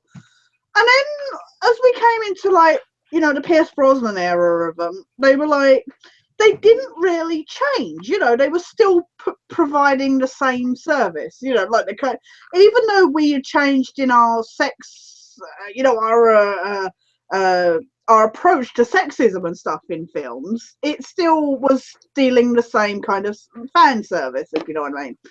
And then you had Daniel Craig come along, and you felt like they were trying to modernize the franchise. But immediately you had that one woman that was falling in love with Bond straight away, and he had that, relationship with her, and she died in that lift, didn't she, when she got drowned? And it was all like, oh, yeah, exactly. And I feel like we've stepped back into the same old traits with just like this slew of women coming and going. And they seem to think all women just immediately see a guy and immediately go, oh my God, I love you, within like 20 minutes with no basis. Well, the truth is, let's be honest, if you were in danger and a guy saved you, your adrenaline's going to rush and you're probably going to be excited by the guy in some aspect. I get that I just saw actually, Watch Mojo's 5 Facts About Love, and they said that relationships, can be triggered, like by dangerous situations because of the adrenaline and the chemicals that released by a dangerous situation. So I get that, but I just feel like, and it could just be me speaking as, as a woman, but I just get so frustrated with this whole, I feel like we came so far at a certain point regarding women in strong roles. We've talked about this with Buffy and Scully and stuff, like these strong characters in movies and TV, with female characters. Even like Ripley in Alien and stuff like that. And I feel like we've gone back to, I feel like we've taken a step back in progress with women in these. I feel like we're getting back to the old ditzy characters kind of thing. Well, before I respond to your comment, let me read these 2 comments quickly because I just got to do a bit. Yeah. Sorry. The Crow is getting a remake, and I love it when Milk goes on the film one. They're both from Ashley. My view of it is very. What's that? No, it was something else. Sorry. My view of the Bond girls is women to men have to seem slightly weak. Yeah. They can be the most dangerous woman in the world, but man has to believe that a woman would fall for him because that's how men like it, I guess. Yeah, Look at Japan. Look at Japan. Right. In Japan, women can dominate things in anime and that, but in reality, they're not allowed to because they're supposed to be under the men. Yeah. That's what Bond technically is when you think about it. Yeah. Right? Oh, yeah. If I'm a secret agent and I'm coming along and I'm a kick-ass agent, right, women are going to see my confidence and they're going to love it. Right? Yeah. That's what men are made to believe because men want to believe that women will fall for them. It's in our DNA. We have to believe that we're irresistible to women to move on, I guess. Yeah. And with Bond, I feel like Bond is a very dated formula. Yeah. But I think that's what makes it entertaining in a way. I mean, I watch Bonds and I expect the one to fall in love with him at the end. Yeah, exactly. Not during, not what you call it. Expecting maybe to have sex with somebody in the movie, which you don't really see.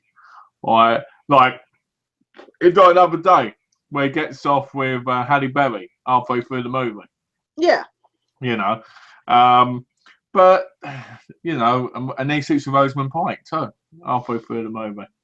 Yeah. That was his best moments, by the way, in my view. But but I just think the whole thing is I think women have such strong roles now, like you said. Yeah. But at the same time, I think you can't let women be too strong in movies or TV shows because that takes away from a man's fantasy. Yeah. Like Buffy, she was a strong character, but she was always weak for guys. Yeah. Oh, yeah. Exactly. It's just... Right, whether it was Angel or some guy she met at school or Spike or whoever, or that army guy. Yeah, or whatnot, the second she was with Riley or some other man, she was like the weakest character on the show. To me, the good example in the movie was Mission Impossible 5: Rogue Nation. Oh yeah, I was going to ask because that was one of your more recent movies that you watched. I think the girl's name was Rebecca Ferguson, wasn't it? I think, and she was a British secret agent in it. Right. And she could dominate and destroy men, but she still had that weak side. But it wasn't weak enough that you would believe that she would completely fall for it. Do you know what I mean? Yeah. She was very strong character, and I like that because I think women in films need to have that weaker side as well as that really strong side. Yeah. And I like that about the film. And to me, she was the best part of the film for me. Right. Yeah. Because there were times where you saw her and she looked like she was vulnerable and would be killed and all this stuff. But then you saw her where she was strong and she could break someone's neck and stab them in the throat without thinking about it. Yeah. And that's what you want. You don't want these women that are constantly screaming and going, "Oh, I can't do anything." Because that's not the world we live in now. We live in a world where women have to take charge of their own lives as well. Yeah. And I think we've gone way past the times where women were nothing. Because remember one time women were nothing, weren't they? They were sex toys practically, and you did what I said, you spoiled my kids, and you did all what I told you. Now women are almost as equal as we are in the fact that they work, they do everything, But there's still that thing, and they like the pay and all that, where it's not. Yeah, well, I just found it interesting as well regarding like Spectre is that Daniel Craig did that whole thing where people were picking on the woman's age difference to him, about how she was an older woman and this, that, and the other, even though she's only a few years older than Daniel Craig. And he actually stood up and said, she's a woman, she's a beautiful woman. It's not about the age. And it's like, I mean, we've said about this before, that it's okay for men to age because they're becoming more defined. But the second a woman hits over a certain age, all of a sudden she's unattractive regarding Hollywood, I have to. He stood up for that. But at no point did he stand up in the movie series and say, we need to make this more attractive, kind of thing. I don't agree. I think once you get past 40, I think you're past it. Obviously, I would never get with an older woman. No. Never. I'd never do it because I think it's wrong. Yeah. And all women are worthless. I can sell it because I've never been in a relationship with an older woman at all. I'd never think about marrying one. Yeah, certainly not about marrying one for like a few years. My wife's only 18, as you've seen. Yeah. And she loves me and stuff. So no. In all seriousness, I think everybody's beautiful in their own way. Yeah. And I don't think age or anything should matter, Yeah. This is what I always tell people. I always say, look, films and TV have cursed people because films and TV are what people believe in now. So, for instance, good example is me, right? Me, back in the 70s, I probably would have had tons of women chasing after me, telling me I was hunky and all this stuff, right? Now, no. Why? Because TVs and movies want people to look like they've all got muscles and shit, right? Yeah. And, that's my fault partly because I could be in more shape, right? Yeah. But at the same time, not everybody's that way. The perfect person isn't always what you see on the outside, it's what you see on the inside. Right? The reason I love Donna so much is because I love who she is inside and because she's everything that makes my inside better. Yeah. She might drive me crazy. Yeah. She might piss me off, She might make me want to strangle her some days, but that's a part of love, Yeah. Yeah. Because, you can't always be perfect. I'll tell you what I tell her. I say to her, we're two parts of a heart and they're broken up in two, but when we're together, we're one. Yeah. And that's the way it is. But I don't like it when people go, I'll give you an example. I knew a guy who, whenever one was interested in him, he'd say this: "Oh, she's too fat. Oh, I don't like the way she wears her clothes." These are different people. Oh yeah. Too fat. She wears horrible clothes. She hasn't got any brains without even talking to her properly. This, that. Oh, she's in a wheelchair. And I'm like, but what you don't realise. This is what I said to him. What you don't realise is that person there who's overweight in a wheelchair, dressed bad, let's say it's all one person, right? Yeah. That person could be the person that changes your life because you might see a part of them, but no one else ever has. Yeah.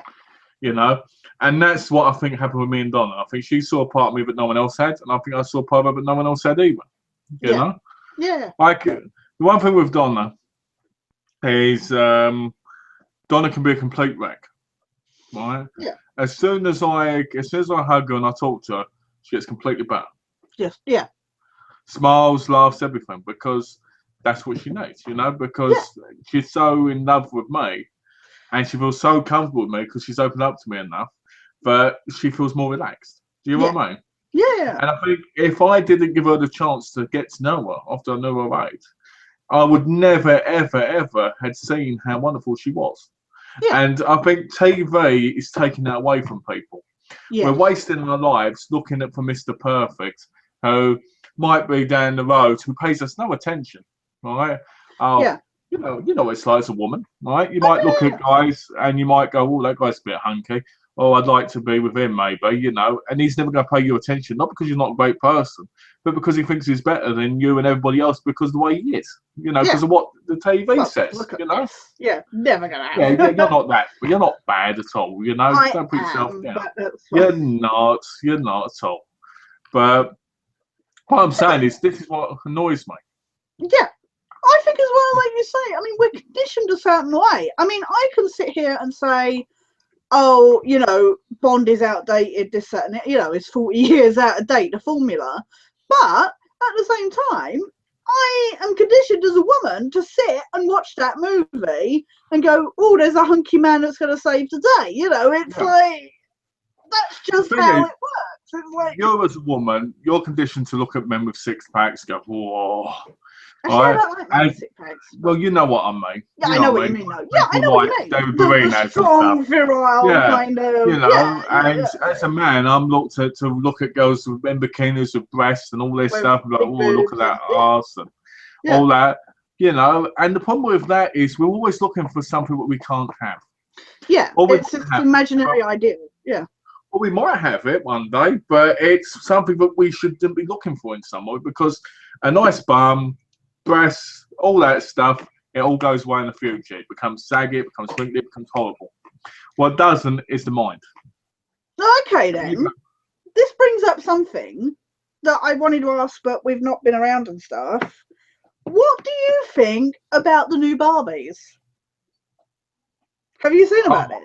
Oh, what, the curvy ones and that? The tall, the short, but I love the tall one, even though it's not much taller than the normal one. And yes, the curvy one. And apparently some kids were observed playing with them. And apparently some little girl was like, she shouldn't hear, but she's FAT. And it's just like, she's not that much bigger. They say curvy, but she's actually not that much bigger than the... Oh, Ashley said you're pretty. I'm not, but thank you, Ashley. We're just trying to get off with you. Get in there, my son. Get in there. Nobody ever does that. That's just Ashley, me and you're going to have that talk, all right? That man-to-man talk, all right? It's the one where I threaten you, you know? But anyway, I'm joking. Yeah, back off. Back off, otherwise I'll fucking stab you, you know? But anyway, going to the serious part, not joking. You know, curvy, there's a difference between being curvy and thin, right? Yeah. People are so stupid because there's being curvy, and curvy is just as sexy as being whatever people see as sexy, you know? Yeah. And being fat is just being fat, you know? I look at someone who's overweight and I go, you know what? Don't notice it. You know? I don't notice it because to me that's not a person. I've never been that way. You know, my mum was really, really overweight, and she was like, you know, like massive. And I used to look at her, never noticed it. Never noticed it. I knew she had weight on her, obviously, but I never noticed it. I never. Oh, but you never really. It wasn't because it wasn't who she was. It was just a part of. Exactly. I've always been that way, but I think the problem with kids now is kids are living in a generation for the Miley Cyruses and all that, who are scummy, disgusting creatures. Yeah. Right? You know, we live in a world where everybody's told, do what you want and screw everybody else. Yeah. Right? So what happens is you see someone, they go, get away, fatty, and all this stuff. Right? Yeah. Right? And that pisses me off. It does beyond anything, because I'm like, that person's got the same heart as you. Yeah. All right? If you won't do that to your friends, why do that to that person? Yeah. I had one guy once judged me and Donna, and I slapped him around the face. Really? Yeah. Until I wake up. I get very, very aggressive. If there's one thing you'll see, if you ever see me, ever meet me in real life, which you will, is if anyone really does anything inappropriate, I'm very aggressive with them. Not in a violent way, but just in a fuck off. Just in a fuck off. You know? Yeah. Especially when it comes to Donna, I get very aggressive because I'm like, you know, show some defensive kind of. Yeah. Yeah. You know, I don't like people that don't show respect to people. It irritates me. I think all that has to do with my school life. Yeah. Plus my mum being a raging psycho, you know. But anyway, you know, I'm the nicest guy, but there's times I just snap. But anyway, I think the problem is with these things is it's one of the things I said to Donna, and this is the same thing, but it's different. You know, we live in a world now where we're supposed to see black, Asians, Indians, Arabians, whatnot, always the same without looking at colour. Yeah. Right? But none of us can do it because it's just as much as being skinny, curvy, chubby, whatever, because it's the same thing in the same sense. Yeah. There's always going to be where people notice it because people have this obsession with looking at the bad things of people. Yeah. You know, like if somebody gets raped by a black guy, you see it on the nose, like Crime Watch. Oh yeah, it's immediately like and somebody might be, someone might be like, oh, that's a black guy, might be raping people. No, it's not, because that's not the same guy. So fuck off. You know what I mean? But people still do that. Same thing with people with overweight. That person stuffing their mouth over there, that person isn't, because they're just overweight for health reasons. But there must be stuff in their face, because it's wrong for people to see people that way, but they do. You know, we get judged by how we look, and it's wrong, because it should be by who we are as personality and who we are inside. Yeah. Well, like I say, I mean, people immediately make assertions about me, and it's just like, you don't know me, you don't know, you know, this, that, and the other. But the annoying thing for me regarding the Barbies is that instead of doing this whole selection, because obviously, you know, Barbie's been the way Barbie's been for decades now, you know, what, 60, 70 years or whatever. Yeah, it's just like Action Man. She's always been the same. Yeah, exactly. I don't get, instead of doing this whole selection thing, because obviously kids are used to that one, why not make her proportions a bit more realistic? Instead of making her a size 0, why not ever so slightly just make her a bit more like straight, you know, like her body a bit more like, instead of this like pinching in at the middle, why not just make it more natural, instead of like going, oh, we're gonna make her, give her a fat ass or something, you know, kind of thing. So I don't understand where people get these ideas, because what we start off with as kids is what makes us the way we are when we get older. Yeah. So making these different size Barbies is going to affect us, because take the next generation, because they're going to be looking at going, I don't want to be like that curvy one. Yeah. I need to be like Barbie size 0, and then they're going to make themselves anorexic and bulimic and all this stuff. Yeah. And stuff like that irritates me, because I think they should. I think the problem is they never want. We never live in a world now where they want the healthy side of things. Yeah. You know, we're taught early on in school to not like people who don't seem to be like us. Yeah. No, exactly. You know, I remember being in school when I was. Somebody, sorry. I was going to say, I remember being in school and being quite overweight, and people would bully me, and they'd attack me, and they'd kick me and punch me and all sorts of shit. I'd be threatened with knives and shit and all. And they used to tell me all sorts of shit and kick the door in the toilet, and hit me in the head and all sorts of stuff. And people would call me fat. They'd say, ha ha, you know, this, spit on me and all sorts of things. And the one thing I remember about was, I always remember thinking about the people that were always nice to me. And thinking about how those people made me different, because they helped me. You know, and it wasn't because they helped me because they did anything for me. Yeah, it was the fact that they helped me believe that there are people out there that were nice. Yeah, you know, otherwise I could have turned into a right evil son of a bitch. You know what I mean? And that's because of these people. And I think the problem is with the world is because of film, because of things. I mean, you know, you don't get people that are interested in things like, I don't know. You know, but go. What were you going to say?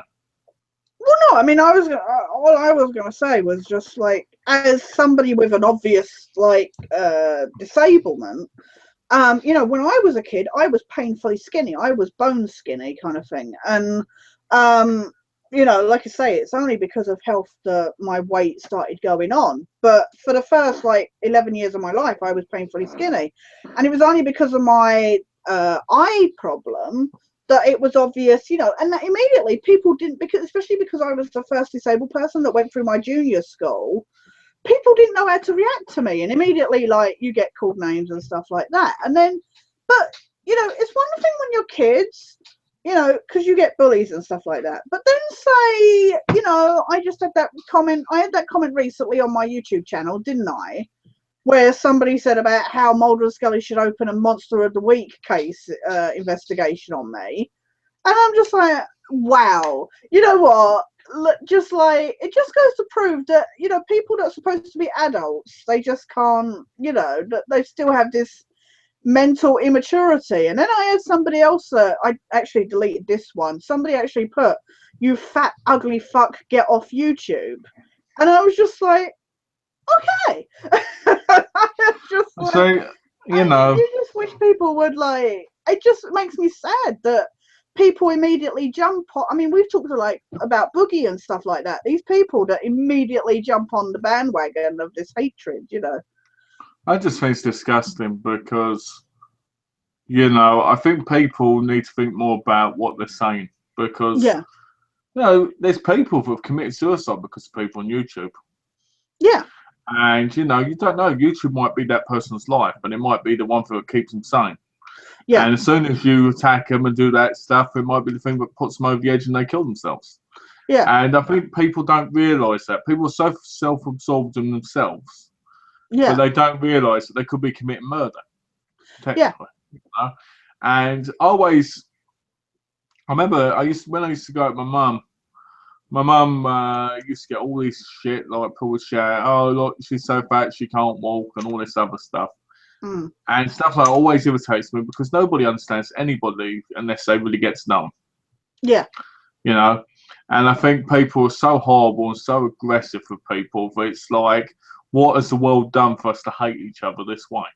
Yeah, exactly. You know? We're all the you same know, inside, you know. don't get us. Some people who are overweight, yeah, they could do something about it. They could work on losing the weight, yeah, you know, and in a way that is their choice and that is their fault to a degree, you know. Not everybody, you know, but some people. Like I say, I get frustrated when you see these people that are stuffing their faces and having fried food all the time and that. And then people see me the size I am and immediately assume I'm like them. And I'm like, don't put me in with them, you know, kind of. No, there's nothing wrong with that person, you know, who they are. There might be a reason why they eat that food all the time, be that because of depression or whatever, you know. But I don't like I don't like being dumped in with that kind of mentality, if you know what I mean. Like, well, a good example is me. I put on weight and I lose it. Yeah. And but I go through really lazy moments where I want. Yeah. You know, and I need to, so I do. Well, you said like about your opportunities for doing exercise has been lacking. Yeah, exactly. Kind of. That's one of the reasons I've put on a lot of weight since the beginning, because I haven't been able to get out and exercise as much. Yeah. And to be honest, just walking down the road, walking back isn't that much fun. I like being able to go all places. Yeah. But, you know, everybody's got their own faults why certain things happen, yeah, to a degree, you know. Yeah. But at the same time, that's their problems, not someone else's. Yeah, exactly. Yeah. You know, if you like, for instance, you know, an example, you're partially blind, right?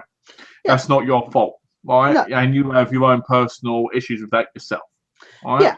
Yeah. So you don't need somebody saying, "Oh, you're sleeping while doing a review" or something. Oh, yeah. Because that just upsets you more because you're like, "Look, it's not my fault." You know? Especially because I grew up with everybody going wakey wakey and stuff, you know, as I walked along. So I'm sorry, wakey wakey. Yeah, all the time at school and that people, I'd be walking along and people go wakey wakey, wakey That's wakey. Just awful. That's just awful. That's one of the ones, and I think that's why when you see comments like people, I mean, it makes you laugh in a way, like people going, "Why are you doing a review with your eyes shut?" It's like, oh my god, seriously. Like, I mean, we've had it. Somebody come on the chat and go, "Why are your eyes shut?" You know, or something. What we got to remember is the thing about these people is you've got a smart mind, right? You're a very intellectual person, right? Yeah. And the way you need to see it is the fact that these people obviously haven't got that much of a brain cell up there. Because first of all, I remember when we first met, I never went to you, "Oh, you're asleep" or whatnot, because the first thing I thought was, "Oh, I think she's either blind or possibly partially blind." I didn't know, but I didn't ask. No, exactly. You know, yeah. Because you don't ask people that. It's like, who was it? Oh, it's like Billy Mitchell. I don't like the guy that much, but his dad died ages ago. Yeah. And he did a video, I think, about his dad or something. Or best of video, and he had his dad hugging him as a child, you know, like a picture. And all these comments down below were like, "How did your father die? How did he die?" And I'm like, this is none of your fucking business. That's personal. Yeah, exactly. Yeah. If he wants to mention and explain why, he will. He doesn't need to tell you because it's not your business. Yeah. You know, stuff like that irritates me as well, where people expect you to tell them everything. Oh yeah. Yeah. You Yeah. know, Exactly. it's the same thing as I say about friendships now. Everybody wants to think they're friends with you after 10 minutes. Yeah. You know, and I think the problem is we live in a world where everything's fast and everything's Oh, they think they could just add you on Facebook and immediately your best buddies or something. You know. Everything's fast. I'll add you. I treat you like shit. Blah blah blah. And that's okay because that's me. If I want to talk to you, you talk to me about what I want to talk about. Otherwise, I'm bored. You know, that's what the world is, and the world is full of brain-numbed morons. Yeah. So people like you, Tash, you've got intellectual faults like me as well. Very intellectual, you know. Yeah. People like that, they're not even worth the time worrying about. Well, you know what it's like, though. I mean, we've both had it, like, because of our backgrounds and stuff.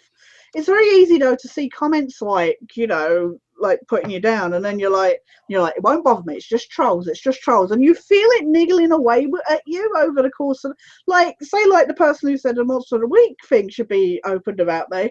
I was like, originally, I was like, oh, kudos to him for making an X-Files reference, I guess. You know, Donna made a joke. She was like, well, if you get to meet Mulder and Scully, then all the better. And I was like, and I tried joking about it. And then over the course of like the next few days, I was like, that's really mean. I don't like that. You know, like, it just starts to get you down, you know, kind of thing. And well, I think your biggest problem, and I think it's when you think about these people now, it isn't the fact that they've said it, isn't the fact that anything. It's the fact that your depression pulls it in because it's something to make you feel worse.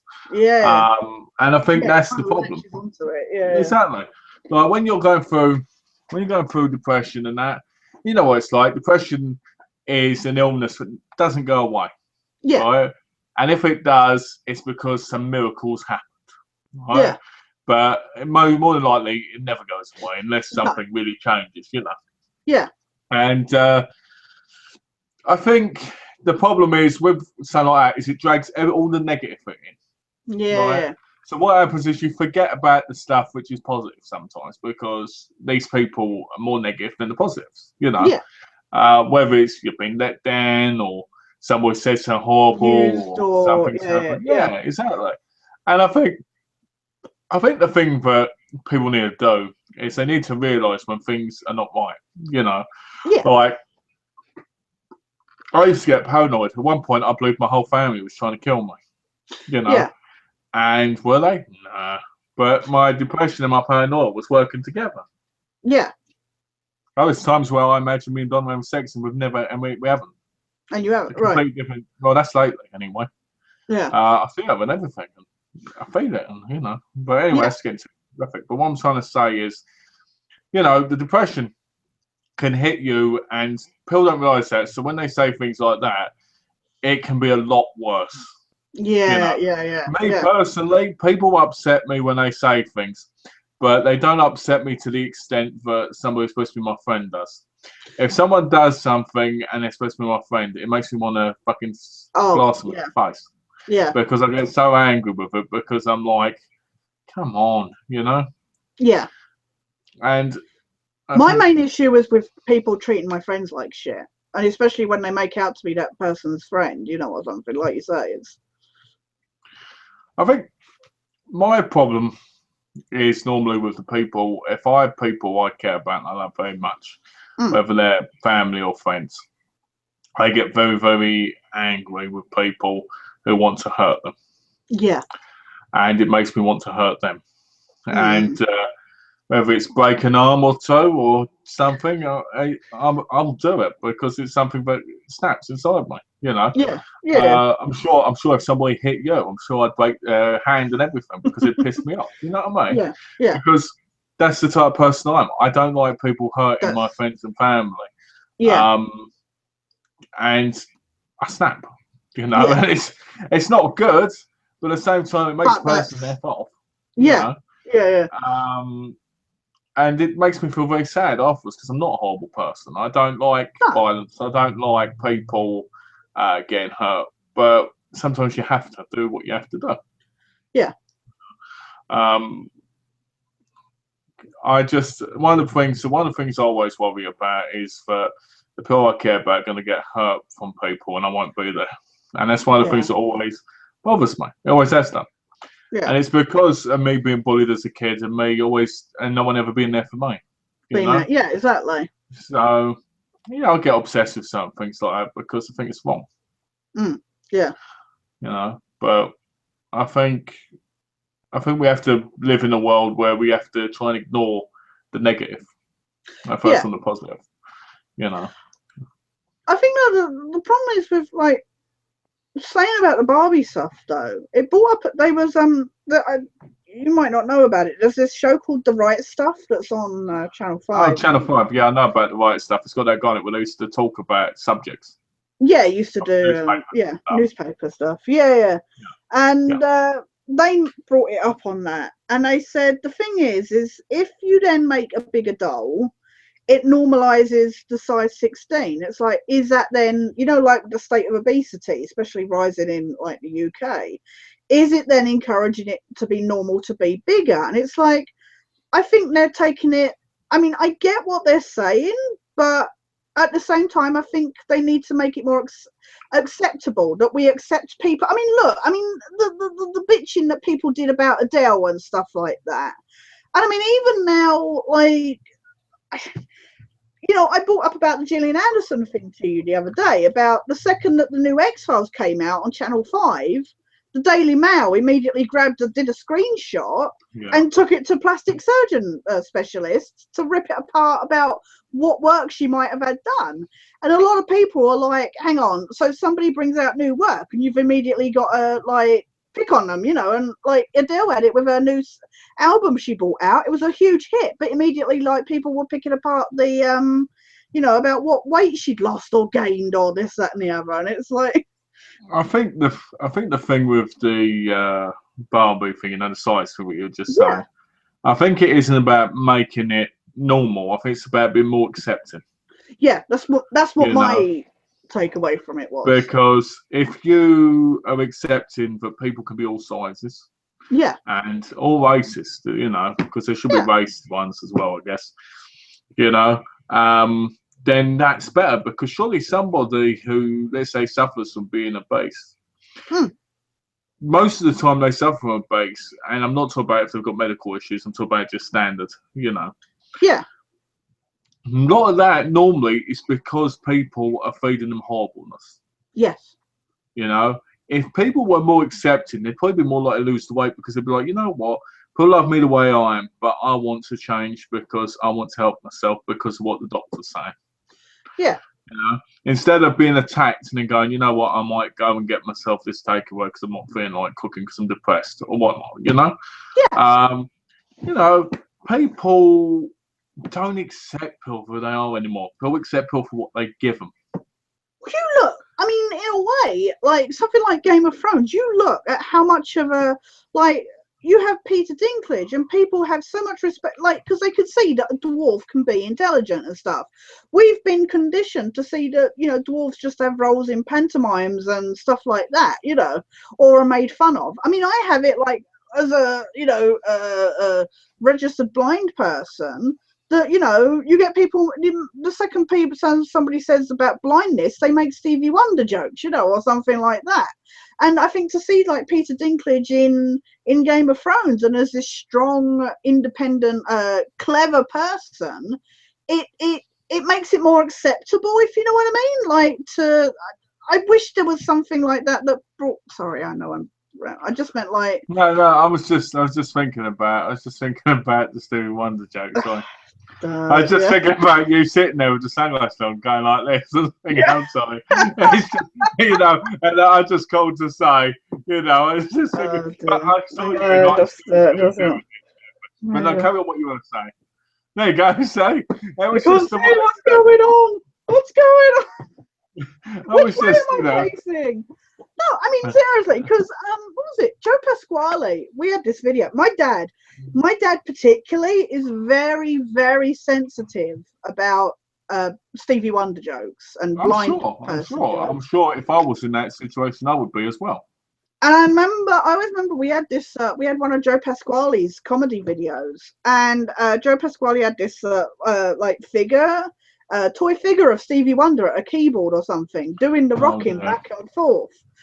And he put it down on the floor and put this bin over it. And apparently it was still going away underneath.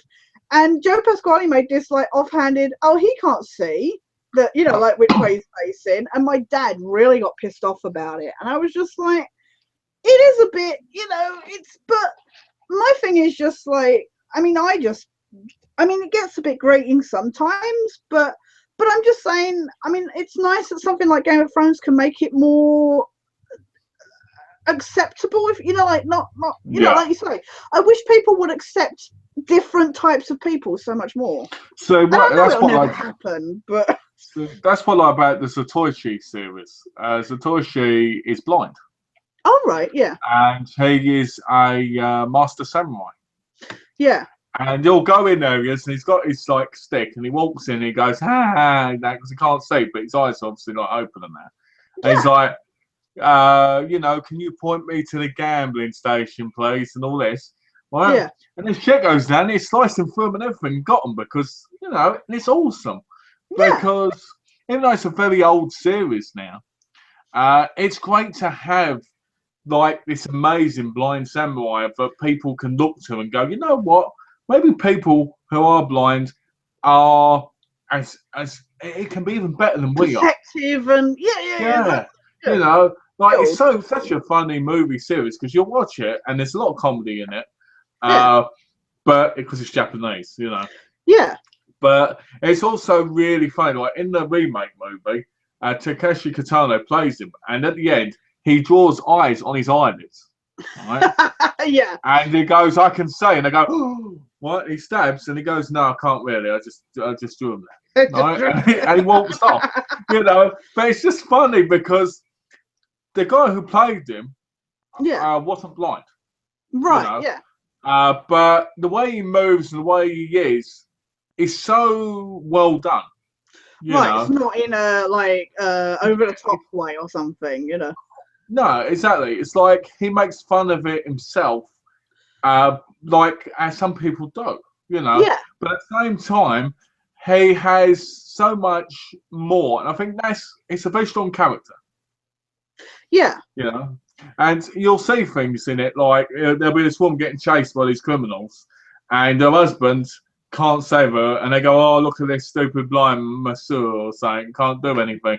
And he'll just go, leave her alone, please. And all this, obviously a lot better than that. Yeah. Leave her alone, and they'll push him around a bit. And the next thing you know, he's sliced through. You know? Because it's just incredible. See, I have an issue, though, because, I mean, we've mentioned this in passing before. Just, I get frustrated sometimes where actual disabled people are not hired to do those roles, that they get able-bodied people to do them, like Kevin McHale played the wheelchair guy in Glee, you know, and he's fully I mean, that's why I like it when you see somebody like Marlee Matlin, who's a deaf actress. When I see her in roles, it's always awesome to see her because she actually she tends to play strong characters and intelligent characters, but I mean, I know I've talked about this before. Monk, I got into and I binge watched. And at first I thought it was an interesting concept to show an OCD person, you know, like somebody with severe OCD. Yeah. And as I got through the seasons, I started to realise that actually they were really taking the piss out of him a lot. And I was just like, actually, they're supposed to be showing that he's really capable and that.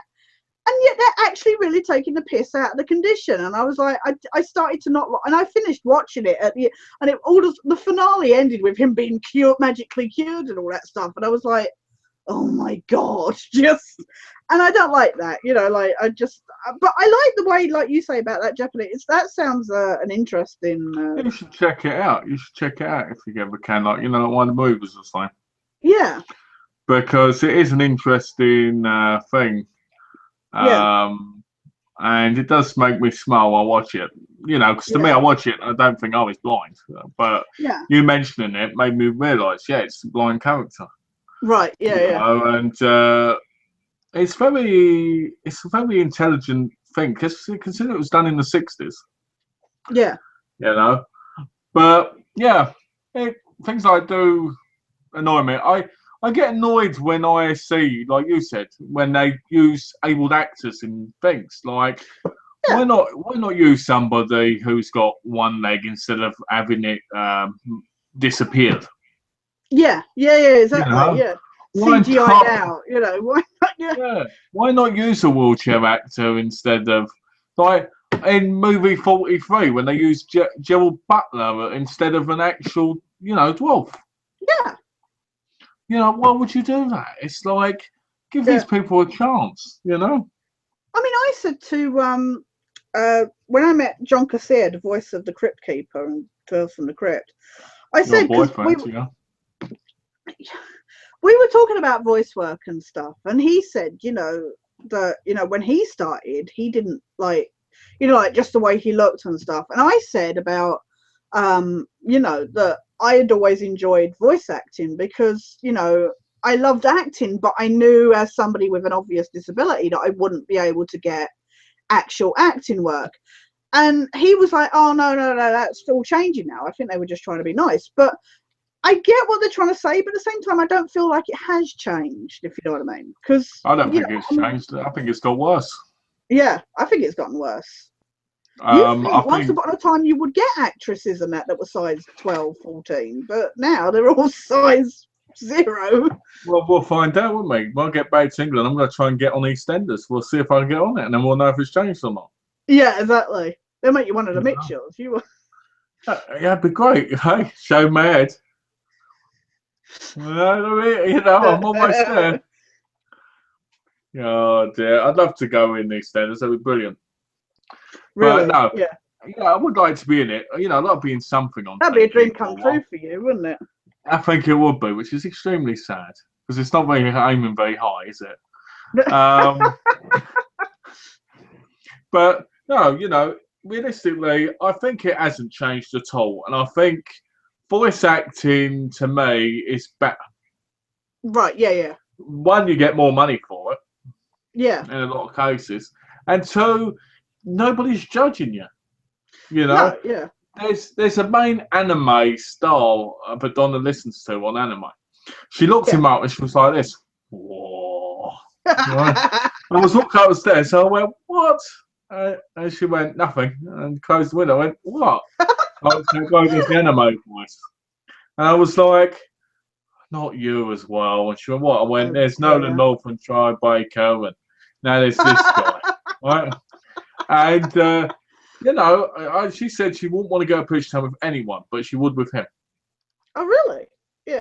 Yeah. And I was like, wow. I was like, it'd be fucking awesome, wouldn't it, for her, you know? Can you imagine? This was a woman who was madly in love with Patrick Stewart at one point. And now she's like, now she's like, I don't like him anymore. But really? Oh. Yeah, it's a shame because I know she loved him at one point. She just not like him in the new X-Men or something. Probably doesn't like him in Blunt Talk or something. I don't know. But at one point, she was madly in love with him. Like, oh, he's incredible. He's amazing. He's so good looking, and all this. And I was like, the guy's about 90 years old. I always say to her, if we're out, I go, whoa, look at that bit of stuff over there. And she goes, excuse me? I go, look at her over there. She's fucking fine. I might go over there and talk to her. She'll turn out to be some elderly woman like this.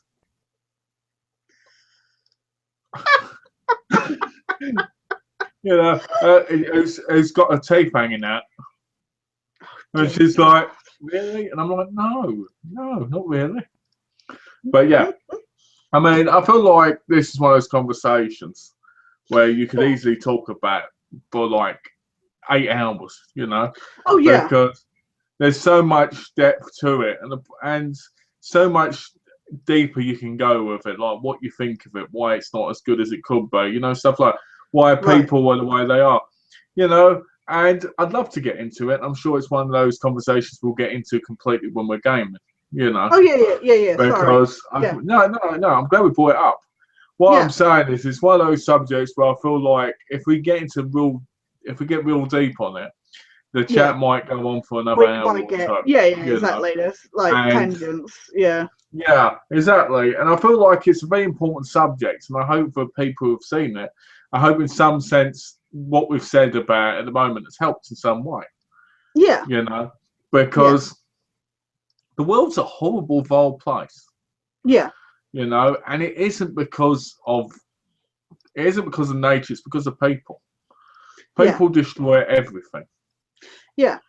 You know, somebody said, what was it? Somebody said the other day on TV that, you know, that God wasn't there and God gives people cancer and all this shit. And I said to Donna, because we were watching this guy, I said, no. I said, what people forget is we create cancer with all these plantations and shit.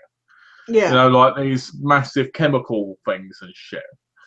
I said, if we didn't put shit in the food and we didn't have these chemical plants, we wouldn't have half the stuff we get now. Yeah. You know, the generations before us have been killing us. Mm. And that's what humans are. They're people that kill each other because they're too weak.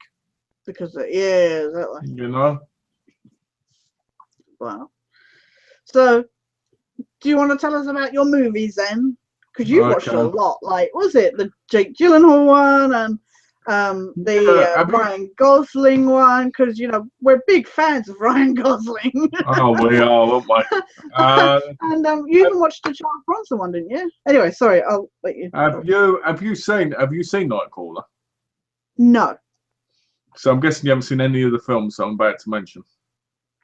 No, I actually haven't. I don't think I've watched any of the ones. What was it? You put a picture up for something today. I was going to ask you how it was because I've heard bad things about it. I can't remember. Oh, the Brolin one, the Charles Brolin. Old Boy. Old Boy, that's it. Yeah, I've heard it was quite mediocre. It is compared to the original, but I actually enjoyed it. Oh, really? Yeah, I enjoyed it to a big degree. I thought it was very, very creepy and dark, and I thought it was interesting. Like Josh Brolin ends up banging his daughter. Oh, really? Yeah, and I was like, why couldn't this scene be bigger? You know, why couldn't it be better?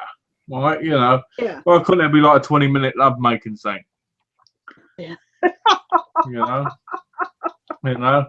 You would say that, and I have no hesitation with saying it. It was a very decent film, and I really enjoyed it. And I felt like it had. I think Samuel L. Jackson kind of affected the movie more because I felt the movie could have been better, you know, in that aspect.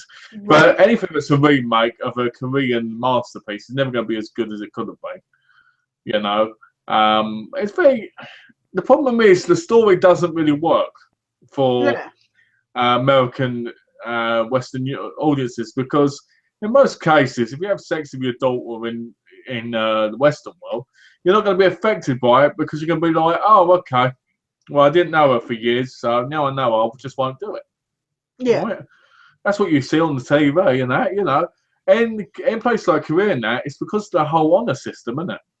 Right. Yeah. You know, you have sex with your daughter, it's the most disgusting thing in the whole world. Hmm. You know, no matter who she is or what she is, you know. As I've noticed, Western people seem to be a lot more casual with stuff like that.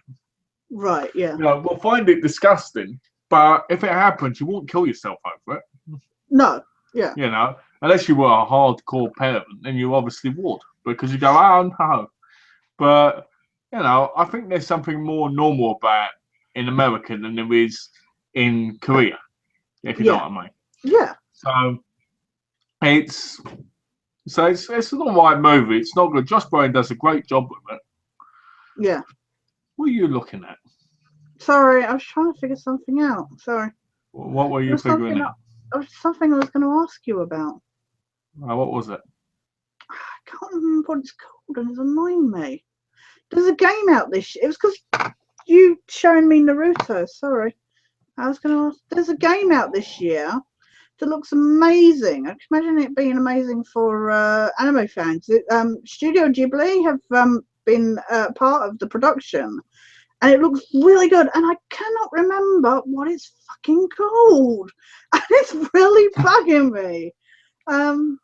It's not Persona 5. It's a different one. Although, have you played any of the Persona games? Because I can imagine that being something you play. Sorry, this has nothing to do with your movies, and we'll go back to it. I was just trying to figure out this fucking game. Sorry. I am listening to you.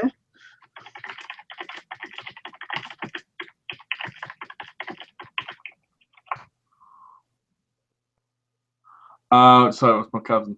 Oh, okay. Persona 4. Yeah, there's a new one out this year, Persona 5. Is that what it's called? Yeah. Oh. Is that the game That's you're not talking the, no, that's not the Studio Ghibli one. But that is out this year, Persona 5. But there's an amazing story one that looks very like, it's very much like the it just made me think of Naruto. I saw it the other day and I was like, oh, I gotta find out from Malcolm if this is the kind of thing you'll play. But I'm sure it will be when you figure it out. yeah, sorry. But anyway, you were saying about, oh boy, sorry. I watched Only God Forgives. Oh yeah. And it was one of the most boring movies I've ever seen. Really? He doesn't say much in it. His brother gets killed in it because he wants to rape a 14-year-old girl. And then he kills this woman, and the brother, and then the dad kills him, and then the mum comes over and she gets killed. Ryan Gosling puts his hand in her stomach. And then at the end, he lets the main villain, he puts his hands in like that, and then you see the main guy, I'll be in the bath for some of it, I'm afraid, but we'll go on visual on the second half. For what? What's that for? It's my cousin. He's going away, so he's talking to me later. I was going to say. So, yeah, it tries to be very artistic, and it fails. Right, yeah. It fails miserably, if you ask me. You remember Drive? Yeah. It's a lot like that, except in Thailand. Oh, really? And he doesn't do much talking. He just sits there while his mum says his brother had a bigger dick and all this. And I'm just like... Is this the Jake Gyllenhaal one? Sorry. No, this is the Only God Forgives one. Oh, right. That's the Jake Gyllenhaal Nightcrawler one starts off very, very interesting. He's a thief. And he ends up becoming a stringer. He's somebody who goes to the scenes and records them and sells them to... news places so that they can show it. Right. Like, for instance, if someone's been in a car crash, they get it first to record it, they can put it on the notes. Yeah.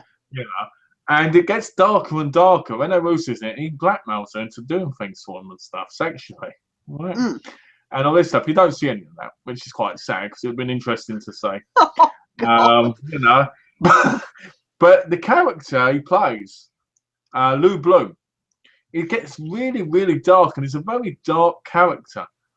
And it's got a very interesting ending because the ending is very open. Right. And it gets darker by the minute. Like at one point, it records these people that recently been, like 10 minutes ago, been shot dead. Okay. And stuff. It's a very good film. I rated it 5 out of 5 because I enjoyed it. Yeah, I recommend watching it. It's a great thriller. Okay. And it shows you a bit of the human mind of somebody who's very obsessive and very dark. You know what I mean? Right. I enjoyed that film. I enjoyed that, and I enjoyed The Last Witch Hunter. Oh, yeah. The Last Witch Hunter has Vin Diesel in it, where basically gets made immortal by the witch he kills, but he didn't actually kill because her heart's still beating. Oh, so many years later, it's got your mate in it from Game of Thrones, that Ygritte. You know the one Jon Snow sleeps with? Oh, yeah. She's in it. I can't remember the actress's name. I've met her. Shit. Yeah, she's in it, and she doesn't do a really great job in it, if you ask me, but it's fun. Oh, really? She's not all that? She's too, well, do this and do that. And I get to all these young girls getting off with these old men, right? All right, yeah. I watched Assassination. Just how dare I watched this assassination film, Charles Bronson from 1987. Yeah. And it had him and Jill Ireland in it. And it was Jill Ireland's, one of Jill Ireland's last films. Right. And she was in it, and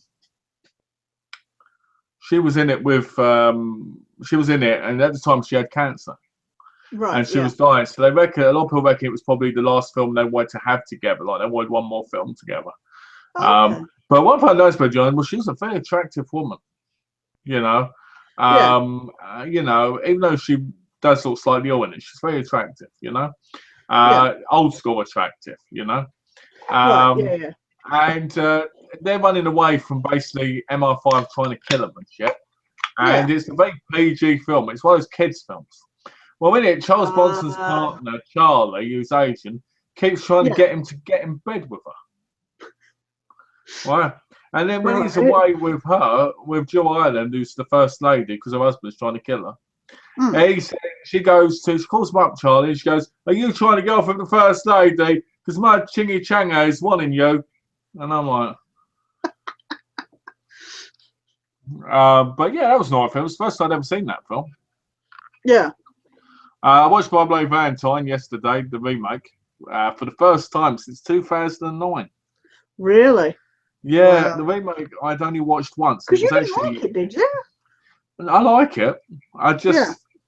I like the movie and I enjoy it. There's a lot of scenes which are used from the original, but not in the same extent. Like, there's a bit where she's running through and all these clothes fall down.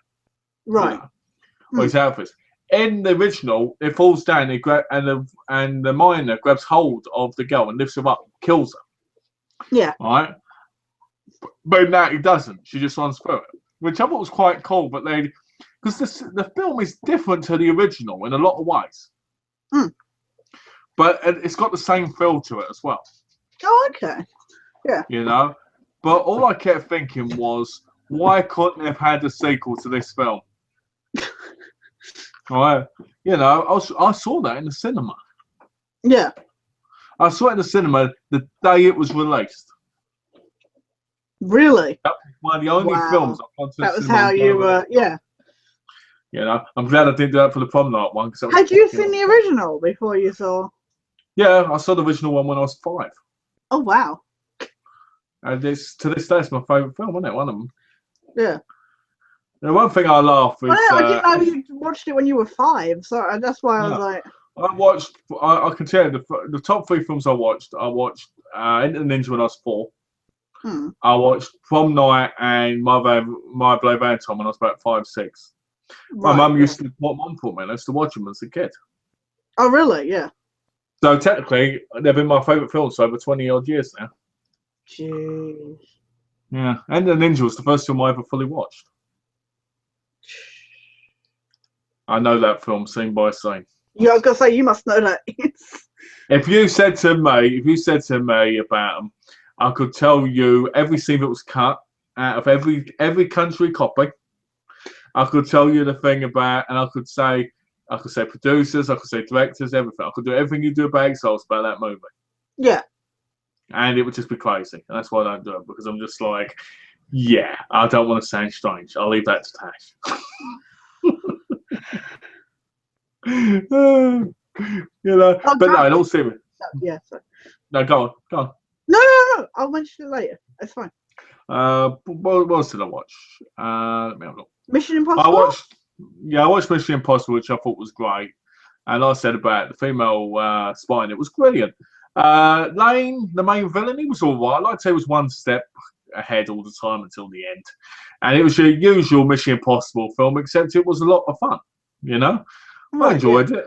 I thought it was great. It looks, yeah. And I liked watching the chemistry between Rebecca Ferguson and Tom Cruise. I thought there was some good sizzling chemistry there. And I thought it worked, you know? Yeah. And she had beautiful eyes. Oh, really? All I kept thinking was the way she looked at him, it looked so much passion, even though it wasn't just real passion, you know? It was like passionate. I like that because I thought that brought the character, you know, made it feel more like she was struggling with her choices. Right, yeah. And I really like that about the film because I felt like she was kind of like the central character.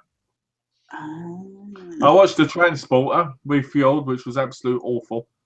Oh, yeah, because is that the sequel to The Transporter? Or? Yeah, Transporter Refueled is the 4th movie. The 4th one, and it's got the guy. It was got a guy who was in Game of Thrones, who apparently left Game of Thrones to be in the movie. Oh dear, that's depressing. which is fucking stupid, wouldn't you think? Is Jason Statham in it, or no? It's a different guy. Ray Stevenson plays his dad, and basically they kidnap his dad, and they tell him he plays the same character, Frank Martin, right? Yeah. They kidnap his dad, and they say they poisoned the dad, right?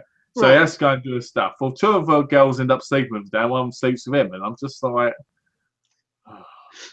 And the villains are like comedy villains. They're like your typical, like, you know, like Russian Oh, really? Yeah. You know, like these cheap movies where they're like Russian villains. I'm surprised Russians don't just go stop being racist because it's always the same. Yeah.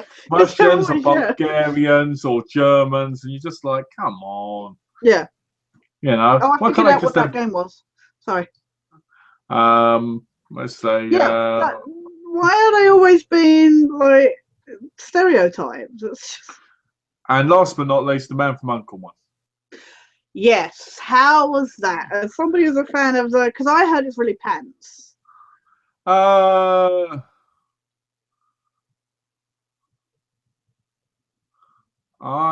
will say this. I like the movie. All right. I just don't count it as a Man from U.N.C.L.E. movie. Right. There were so many inconsistencies in it to do with the series. Right. Yeah. My favourite bit involves a boat. There's a bit where Ida Kuliakin's driving the boat and the Ponzo's on the back of it. And he says to him, "Don't worry, cowboy, we'll get through this." And he's driving around in circles as the villain's chasing him. The Ponzo falls off, climbs up on the thing, and Ida Kuliakin still thinks he's there. Right? He gets it, he breaks into a truck, finds a picnic basket with food in it, starts eating it while this music's playing with him looking in the mirror, Kuliakin driving round in circles. All right? Yeah. We're still going, "Cowboy, you're still there," and then seeing him not there. Right? And then you see the boat blow up, right? And the boat solo drives off. And then he stops and he turns around, he drives and lands right onto the enemy boat and just sinks in the thing, pulls his window up and just goes on eating the sandwiches going underwater. Right? Sees Kuliakin's body, climbs out, saves him. Yeah. Right? And that's just one of the most stupidest scenes I've ever seen in cinema.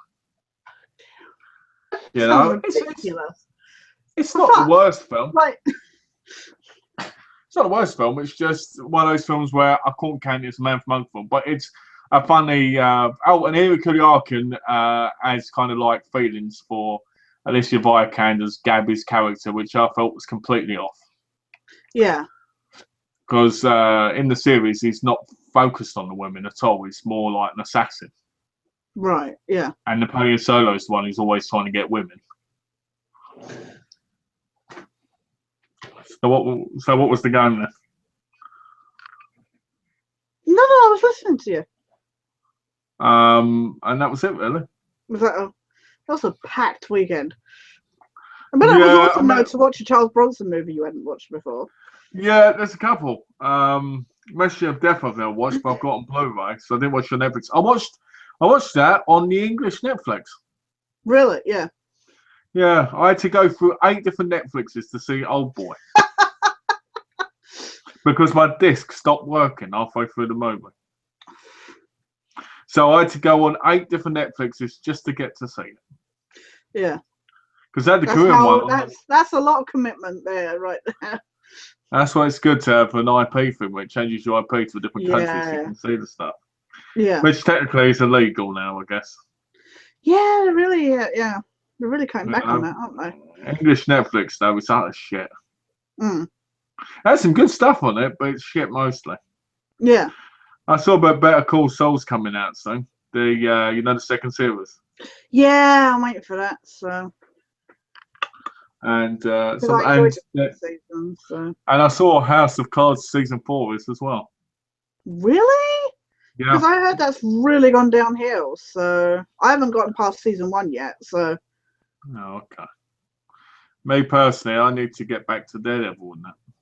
Yeah, that's what I'm waiting for. I want to see Jessica Jones. I haven't gotten to watching that yet. I've not been on Netflix. I can't pay for Netflix each month, but I haven't watched it for God knows how long. Well, it's like Donna. It's nice to have it there in case I decide, you know what, I'm bored. Let's put it on. Well, it's not a bad price. Is it still $5.99? I'm still getting charged $5.99. So that's not bad. I mean, it's not. I know it's not the worst amount. If you watch like for new people. I only get it $5.99 because I've been with them for quite some time. So. Well, how much is it then? I think it's like $6.99 now. Because I believe it's going up for me this year. I think it's going up for me. So. That's bullshit. Yeah. Soon it'll be $12.99. Yeah, I don't mind it. It's still a good price. It's nice to have, like I say, if I suddenly decide, oh, I'm laying here and I can watch something, then it's nice to put on. So, Especially if you're laying in bed, you can watch it on your tablet. yeah, that's what I'm saying. It's like the other night I was laying there and I was like, I was up to date with my subscription videos. I was like, and I got tired, so I didn't end up putting anything on, but I nearly put Netflix on, so it was nice to have that option, you know. By subscription videos, you mean you watch all my videos again, going, Yeah, that's what it yeah. is. Yeah, I'm just sat there watching, which video of Malks haven't I watched for a while? Oh, dear. But no, in all thingy, I miss being able to, because I sold my laptops, didn't I? Because I thought we were Yeah. moving quicker. I missed the fact that I could lay in bed and watch something. Yeah. You know, so Like now, yeah, like Paul, you know, hey, that's why I want mobile again, so I can watch it on the bus again. Yeah. Once I get to England, I can watch it on the bus and everything. Yeah. I crack jokes with Ashley all the time about I'm going to go like this, and little kid next to me will be like, Oh dear. I remember my routine when I lived on my own was I'd wake up, get my mobile phone, look at some porn on it, get up, look at more porn, go out, come in, watch more porn, and get all done. Yeah. Now I wake up, I see the wife, play games, watch movies, and see the wife. You know? Yeah. But no. Yeah. I'm brain dead for a second. Yeah. Brain numb. Oh, that game is Nino Kuni. Nino Kuni 2, Revenant Kingdom. Oh, interesting. Number 2, eh? Yeah, it looks beautiful.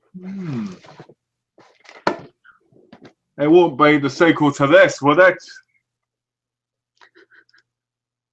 No, yeah, it's a sequel to that. Nino Kuni. On PS4, coming out this year. Do you know, I saw this and I've read really good things about this. Yeah. Have you not played it yet? No, I've not played it yet. You're joking. Of all the games I've got, I'm probably not going to play this ever and probably end up trading it in. Oh, here we go. Great. And Novice Guide to Reading the Ancient Texts. There's a booklet on the back where each letter you have to figure out on your own. Oh, yeah. I don't want to do that. That's So what's too that much mean? work. What's that mean? Oh, okay. Oh. But apparently it's supposed to be a really good game because I saw this on one of the you know, the PlayStation Access videos. Yeah. One thing I won't miss when I move is I won't miss the bloody French or Spanish writing on the back. No. I hate that. I really do. It's Oh, not no, because I'm a good. It's like the Akami import I got. It's all Japanese on it, and I'm just like, oh, on the packaging. Even down the bind, it doesn't even say Akami on the bloody bind. Well, I hate it. I really do. I mean, don't you know, I understand why it's there. Yeah. But I hate it because to me it takes away from me. Like, it just doesn't look right. Yeah. You know? So, yeah. I mean, do you think you're going to play it, Carmen? Oh, I hope so. By the looks of it, it's quite easy. So, I can't imagine why I wouldn't. So, You need to get back to Sleeping Dogs. I have a huge list of like games that I've started that I really need to get back to. I've got Sleeping Dogs. Like I say, Brutal Legend I've left alone for years now, so I want to get back to that. I've got Akami. I was intended on getting back to Assassin's Creed Rogue, but I haven't. Shadow of Mordor I've completely forgotten about, so I should really get back to that at some point. GTA 5, the story campaign. I did start Metal Gear 3 HD.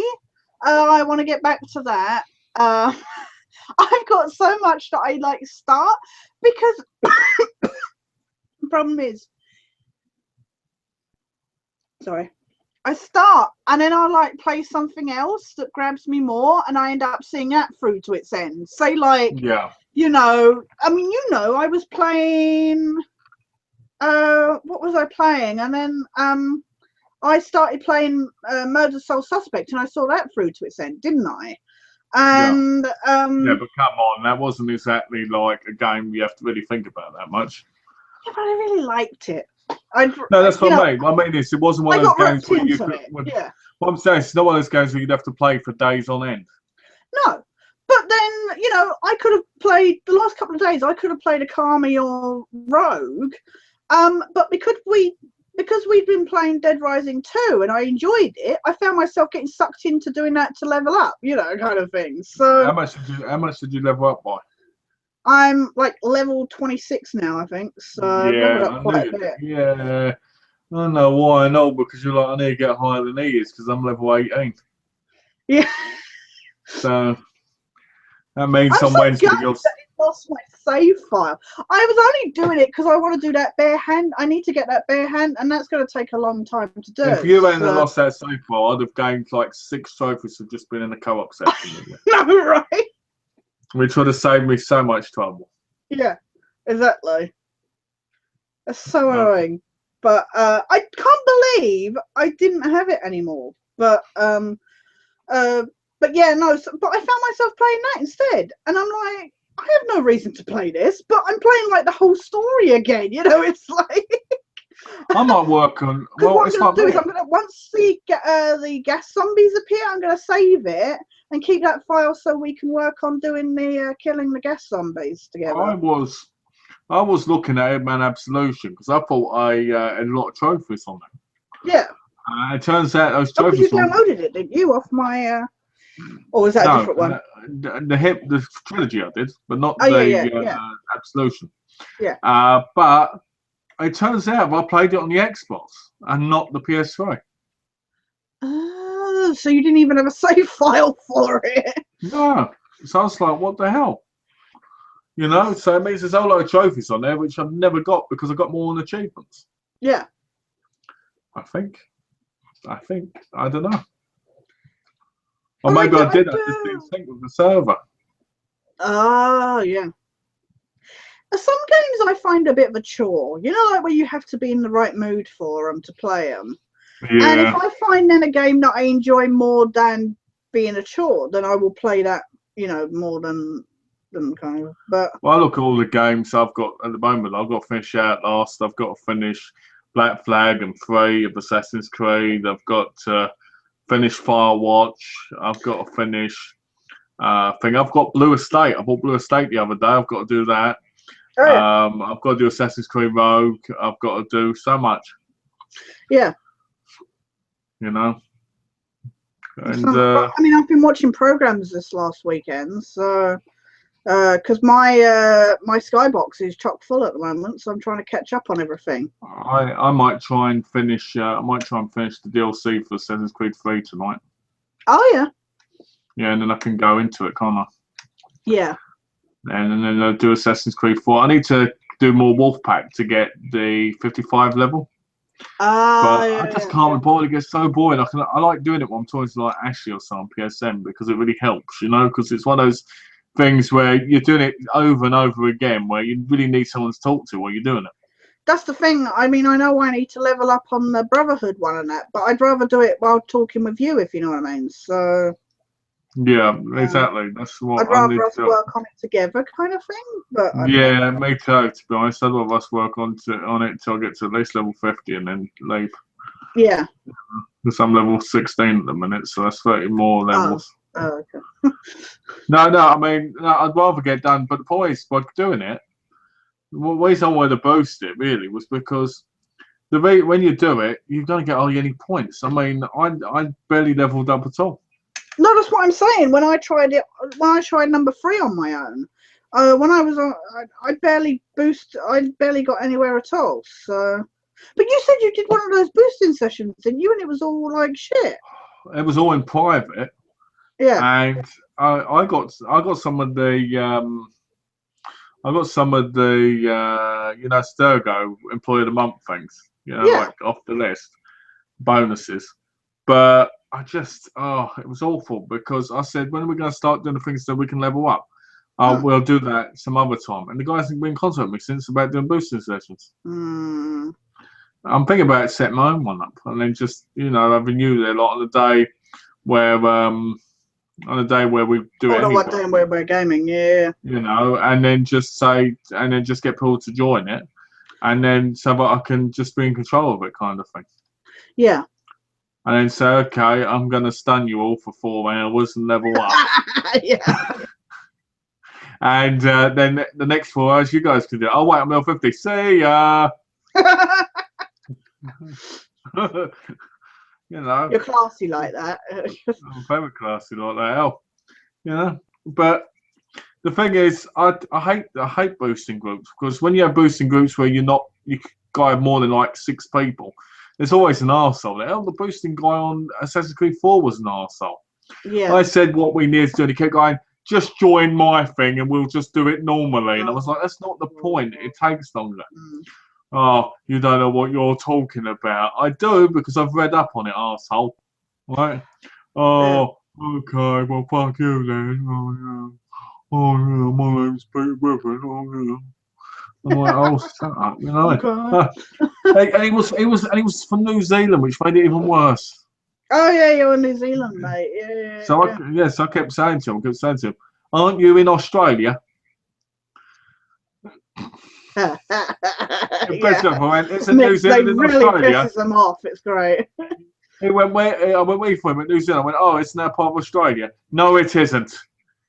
It is, isn't it? No. And the other English guy was in tears of laughter. I think the best part of that whole evening was when he said, what should I call my clan? The guy went, quite Clan Kiwi. Quite the Kiwi clan. That was hysterical. Yeah. But yeah. But yeah, I don't like boosting sessions. I mean, if they work, yeah, I like them. I think they're great. But if they don't, they're annoying. Yeah. But yeah, you need to join PSN profiles so you can be a part of the group. Otherwise, I'll have to have 5 people and you won't be invited. Oh, okay. Because it fills up, and if you don't invite them, you get deported. Hang on. What is it? PSN profiles. It's better, actually, than PSN trophy leaders. You have to join it, and then when I make a thing, I'll tell you. You can look down the list. If I type it correctly.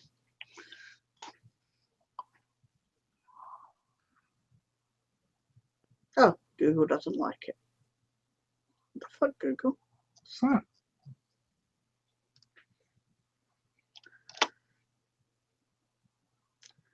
PSNprofiles.com. Yes. Oh, look, it's got a picture of you on the head banner.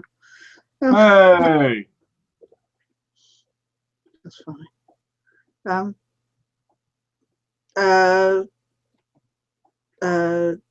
Do I just Just join it. Can't find the fucking join button.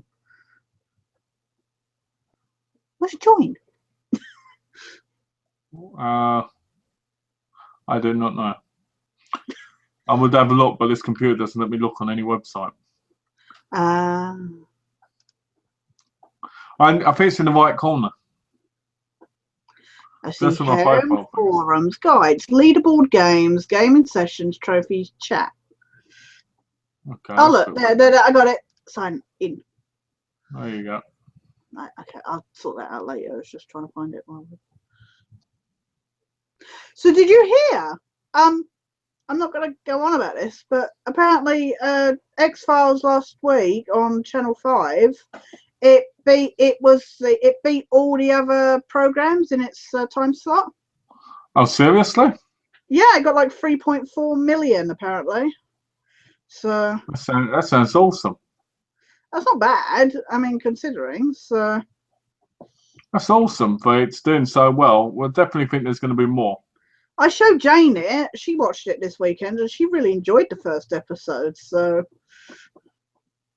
I think it's working. I think it's definitely going. I think it's definitely going great. A lot better than they thought it would. Yeah, oh, certainly better than I thought it would be. So I'm a bit weary about tonight's episode. But did you hear tonight's episode leaked on Hulu 3 days early. Did it really? Yes. Did you see it? No. I have seen a clip that somebody put on Tumblr. But with their phone, they like filmed it on their But yeah, basically what happened is apparently there were fans online that were on Hulu, and they were apparently it came up on their list, the 5th episode, and it was up for about an hour, and people got to watch it, and of course everybody was like on Twitter apparently sharing it, and everybody's like posting on Facebook, and I'm like, because of course Hulu is not available in England. Yeah. So I'm completely oblivious, unfortunately. But apparently it went on for about an hour, and then it got taken down, and then apparently went up for a few minutes, like about an hour later. But nobody could get to confirm whether Fox or Hulu knew that it happened, because for it to go up twice seems a bit suspicious, you know. It was supposed to be Fox. It was supposed to be Fox asking for money for it. Yeah, I don't know. But surely that might have cost them a lot of views. That would have cost them a lot of views. That's my concern. Because I would think that hour would have had hundreds, if not thousands of there were a lot of of people. people. From what I saw, there were a lot of people that actually got to see it. So, because everybody was chatting about it on the forums. So, but it was just funny. It was just so funny that they cocked up so badly, and it became this whole news feature. You know, that it leaked. It just goes to show, though, in this digital age, you know, where stuff gets uploaded on timers and stuff, that stuff like that can happen. So yeah, it's just amazing, because it does show though that they don't pull them up themselves. It shows that it is a timer. Yeah, because you know it wouldn't have happened otherwise. because if it was an individual doing that up, they would have got fired straight away for doing that. Oh, they might have done. The person who messed it up might have been fired. Well, yeah. Because it's a big series to watching, because that might affect the views. Well, that's a big revenue. Yeah, exactly. That's a big ad revenue issue and stuff. But wouldn't it be great if it now went downhill and there wasn't another series because of that? Well, wait. To be fair, we're down to the last 2 episodes, and they're both written by Chris Carter, so I don't have much hope. But oh, you might have great hope. You might be madly in love with it. You might go, Chris Carter's our saviour. You never know. We'll see. Well, I'm a bit weary because tonight's episode deals with Muslims being terrorists. So I'm a bit weary. Oh, yeah, dear. exactly. These Muslim terrorists are really monsters that come out of them and all this other weird stuff. But it's the one with Robbie Amell and Lauren Ambrose as like Mulder and Scully 2.0. So is this gonna be one of the comedy episodes? No, I don't know. It might have some comedy in, but it's not going to be as comedic as episode 3. As that train wreck, which was episode 3. I know Donna didn't like it, but I liked it. I did like it. I think you'd like anything X-Files if it was a bit of poo on a stick with Mulder's face on it. No, because I stand by. I didn't like the first episode. When Jane wanted to see it, I was like, yeah, the first episode's not very good. You got to wait for the next couple of episodes for it to be good. And she actually, like I say, genuinely enjoyed watching the first episode. And like I say, for it to have done so well is amazing. But it's just, I mean, I did my reaction videos and it was fun to do those. But yeah, it's been an interesting, and it's weird to think that next week is the finale. So that is strange, because it just seems like it's gone so quickly. It's gone so quickly. Yeah, it didn't help that obviously 2 episodes were 2 nights apart, you know, kind of thing. So just got a notification from Facebook, you know, why it doesn't pop up. Yeah. And it said there's a notification for this guy they're looking for. He's about 20. Who put this guy's daughter in a coma with a broken nose and a smashed up face. And that. Oh. What? Yeah. And that was a notification you got? Yeah. Somebody must have shared it one night. You know, Yeah. that's something about how he doesn't want them kind of place. He wants to find him himself or something. Oh god. Yeah. Yeah. I don't know. Probably somebody sharing it so that people can see the guy, you know, because people do that. Just to don't make. Yeah, they like to. Yeah. they? I'm doing End up my service for that. Oh. Oh, is this one of your company ones that get shipped to you that you never watch? No, this is one I bought. This is a direct Asian release, Oh. and it's got a photo book in it and everything. Oh, really? And it only cost me $18. Oh, wow. Look at that. Look at that. Ooh. That's much cheaper than a Kami than cost me. See, look. Oh, nice. That's very nice. Should do that with more Blu-rays. See, there's pictures inside. See, look, which can flex, see? Yeah. Oh, wow. Yeah, I really like it. That's not bad for $18. No, it's not bad. I could have waited till I moved to England and got it from Premier Asia for £6, the film. But I wanted the photo book. Yeah, that's really worth. Does it not come with the photo book then from Premier Asia? No, very basic. It's the English label company, you know. Yeah. I thought, well, I'll probably collect them all again from there. I'll probably have it because my plan is like mine to the ninjas. You know, my ninja films. Is to buy the English versions and just put the disc in the American cases. Because they're on it, it's got a shitty cover. Yeah. And I want to keep my American versions, but I don't want putting the discs in with them, you know? Mm. You know, but yeah, I've got a lot of trading in to do tomorrow. I was going to say, you got a lot of stuff to take in and... Because what I'm doing is I'm watching stuff and trading it in or point it away. Yeah, you're donating stuff or whatever, aren't you? Yeah, one or the other. You know, I'll probably trade in the stuff that gets me some money and the stuff that don't, I will. But if it's under if it's like $2 or $3, I'll probably just donate it. Yeah, because they really take their time, don't they, with trading in? Like 20, what was it? 20 takes like 4 hours or something. Yeah, no, I don't know how that takes so long.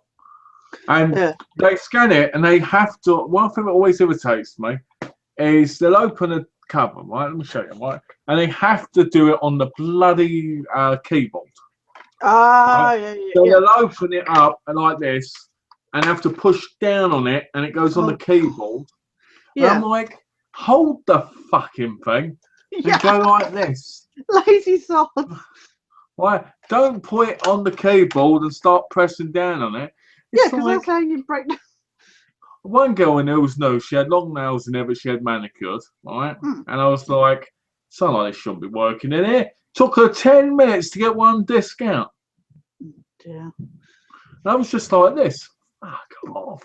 You just stood there like, oh my god. But yeah, I hate when they do it, especially when they're scanning, because it always makes me feel like they're deleting what I'm trading in. Yeah. Or something. I really don't like it. It makes me angry. You know, makes me feel upset. You know, or they decide they want to stand around talking while they do it, and they're like, yeah. Oh, and then they wonder why it takes so long. Yeah. If I had 20 discs, it's not going to be 20 discs. I could probably do it in about 4 minutes. Yeah. You know, it's like, why does it take so long? One person told me, what is it? If I take 50 in there, it's probably going to take about a couple of hours. Yeah. To go for 40 discs. And when I do that, they look at me like, you're unreasonable. And I'm like... When you think that they're going to sell them on for more money and stuff, it's just like... Just get so angry with it. Oh, tomorrow I'm picking up Black Mass. What's that? The Johnny Depp film based on Bulger. You know, the gangster. Yeah, oh right, yeah. I'm getting that, and what else was it I was getting? I'm not maybe I'm not a fan of Johnny Depp either, but I'm in gangster films. Yeah. I might be picking up MI5 as well. You know the Spooks movie? Yeah. Over here it's called MI5. Over there it's called Spooks, isn't it? Well, actually just went lol.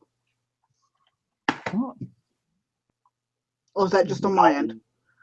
No, he just went, oh shit, he's been here the whole time. No, we've been talking about him and everything. No. Oh, he's going to hear if I called him a doge and everything. You called him a micro penis, didn't you? I did. You're the one who saw it and showed me the picture. Yeah, I got the Polaroid right here.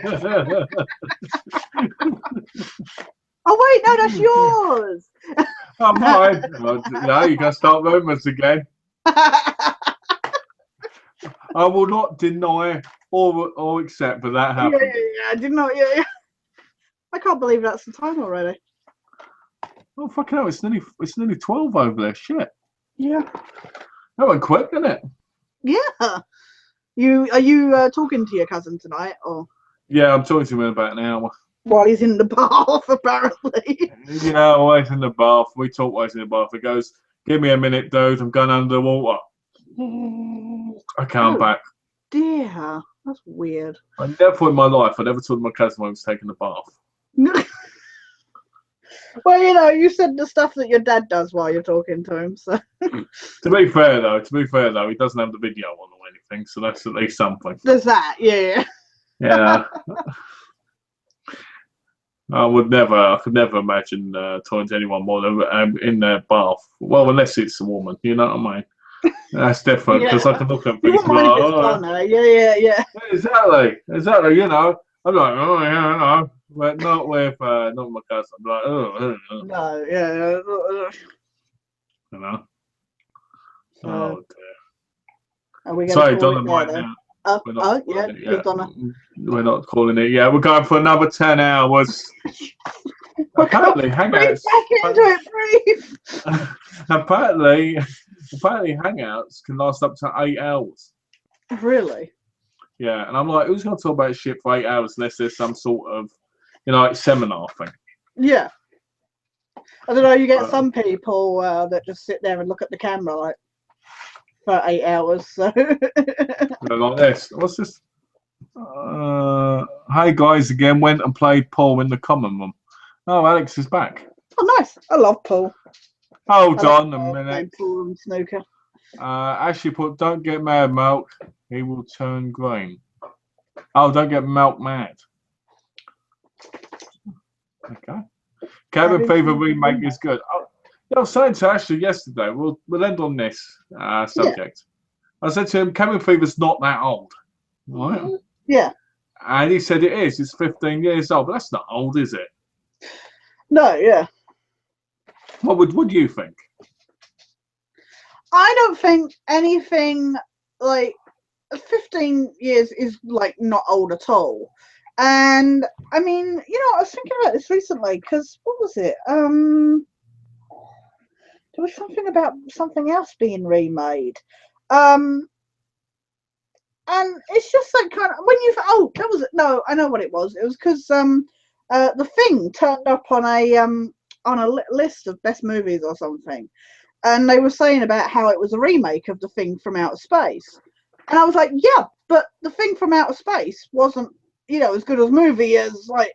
It's one thing when why they remade John Carpenter's The Thing when that was a perfect movie as it was. I don't get when they make, like, RoboCop was an amazing movie.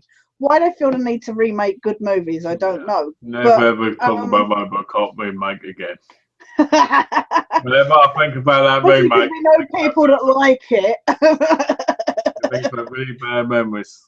But no, yeah, I don't get movies. I mean, we kind of touched on this with the Spider-Man. I know that was a different universe and stuff, but I don't get when they remake movies that are less than 20 years old. Well, there was a Cabin Fever movie that came out like 2 years ago. Yeah. Because they had like 3 or 4 sequels. Yeah. So why is there a remake of it? Because if it's getting sequels, why remake a remake? Yeah, exactly. So I don't really. What's WD? Walking Dead. I figured he was talking about Carol in The Walking Dead. Oh, okay. The remake is not needed at all. No, it isn't. And this is what I said to Ashley last night, but he wouldn't have any of it. It was like, Cabin Fever, I'm watching Cabin Fever, I can't wait. And I was like, okay, well, fair enough, Yeah. But my mind is, I don't want to see something like that, which is going to show me the exact same shit I watched when it first came out. Yeah. You know? And that's my view of movies now. I'm like, okay, I've seen it before. Like, they're remaking Underworld, don't they? Yeah. And I'm Yeah, like, no. yeah, I know. Mind you, I didn't think much of that movie, to be fair. But that's not an old movie at all. I always thought it was stupid with the lichens and that flying above the car. Like, oh. I just No. didn't like that movie. But, I mean, that was a bit of a pants movie. So I kind of get them wanting to retell it. But at the same time, like you say, it's not that old. I mean, what was that? Start of the 2000s? It's not that old. So What, Cabin Fever? no, Underworld. Underworld's like 2004, I'd have thought, the Yeah, first that's one. what I'm saying. Yeah, exactly. I Cabin don't Fever get was 2002. 20 years old. I don't get at all. I don't either, personally. I can understand remaking films like Sleepaway Camp, because that's like 30, 40 years old almost, you know? Yeah. And Yeah, I could exactly. understand remaking Psycho, and I think it's a fucking ridiculous thing to do because it's Even though classic, it's like the because thing. the movie is perfect as it is. Yeah, exactly. Yeah. You know, and yeah, I know that we made Psycho in case anyone wonders. I do know that, and it was shit. Yeah, and it was shit because it had things drawn in, and it was awful. Put me in it. Put me in a remake, and it'll be fun. You know, put my mother in it, dressed up as a corpse. Norman Bates. Anthony Perkins hated that role. Can I just say regarding, you know what, I didn't even notice that Ashley had put those comments because I saw that they were there, but I didn't know he was on about Walking Dead, and I didn't even consider. Yes, Carol and Maggie are strong characters in The Walking Dead, but they're far, rare and far between. And also Maggie and Carol have kind of had a bit of a step back in the last year or so on The Walking Dead. So I don't think it's, I mean, look as well, the main character is Rick. Now, I know he's the main character in the comics. I'm not debating that. But I'm just saying they're still not the lead characters. My problem with The Walking Dead is that they keep bringing too many characters into it. Yeah. And I understand this is from the comics and stuff, but Did the you hear problem they're with killing that off a is, couple of people this year? yeah, I know they're killing off and all. Yeah. They're killing off. Who the fuck knows? I know, right? That's what we want. We want to find out. We don't want to. I'm telling you, it's Daryl and it's Glenn. I reckon it's definitely going to be Daryl, especially because Norman Reedus has been the one talking about how Negan is going to kill off main characters. So if Daryl dies, that'll be the greatest thing for the series because it can go back to what it should have been, like the comics, and that's what I want. Daryl gone. I've avoided it since the very first episode, and I've avoided it to the very last. I do not like the character of Daryl. He's saying it's Underworld 5, not a remake. Well, I heard it was a remake coming out. Maybe they changed it to number 5, but originally I heard it was going to be a remake. I thought it was a remake. Hey, it might be. Look it up. Look up remake, because it might have been remake turned into a 5th. Alex has got a pool table. No. Sorry. Ashley's got a pool table. Sorry, I read it and I was like, and I don't like to say it. I was like, yeah, Ashley's got a pool table that he never uses. Oh, really? No. Who has a pool table that they don't use? Ashley, apparently.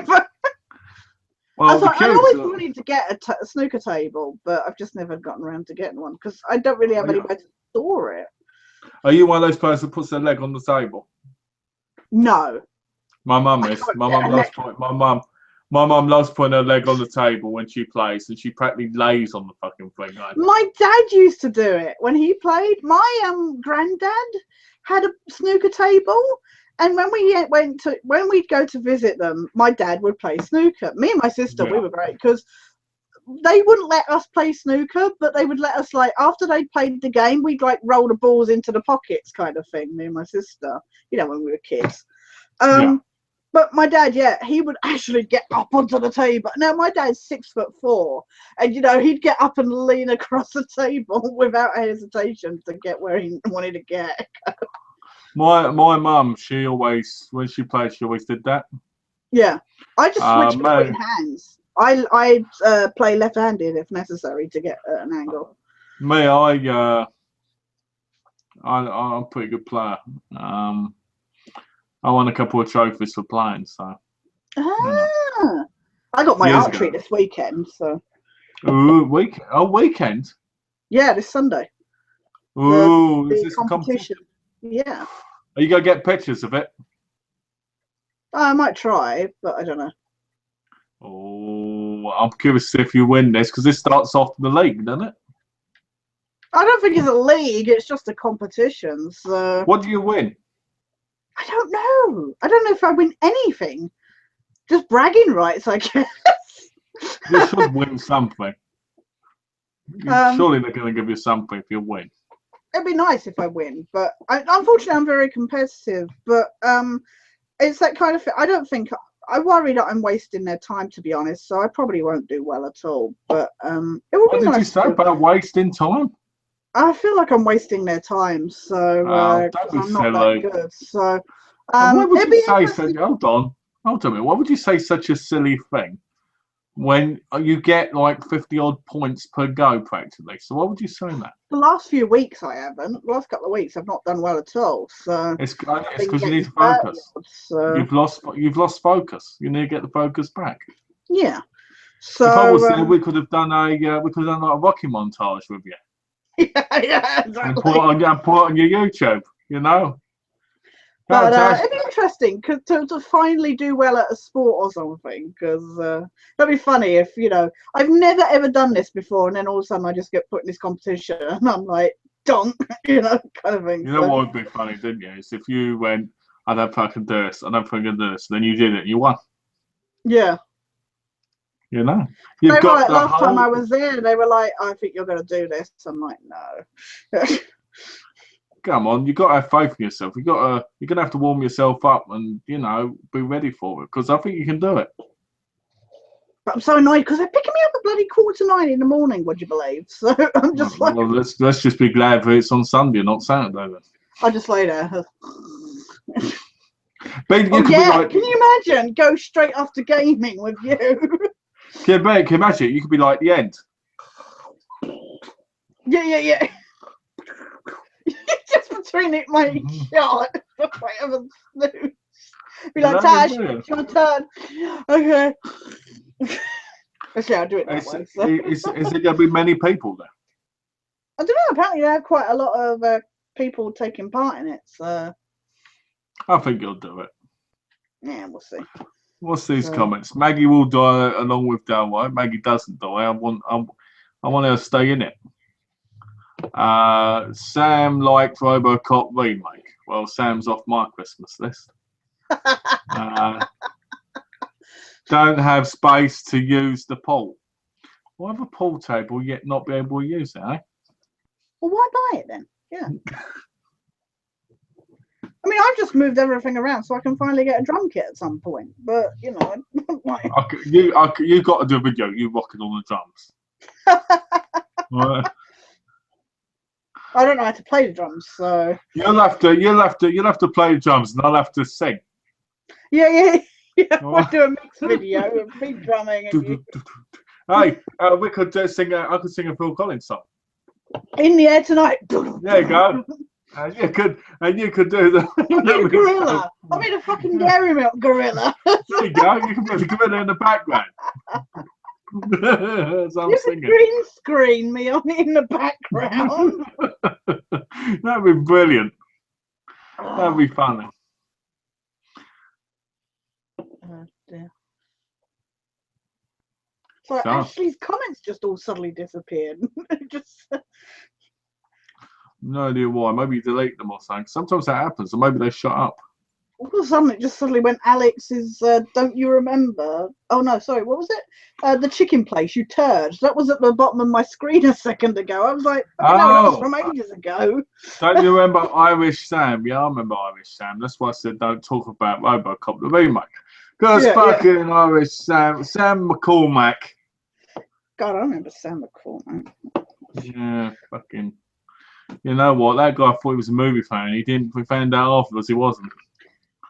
I wish I could have saved that. And Tash the Archer, if I could have saved that video would have been great to have on my channel.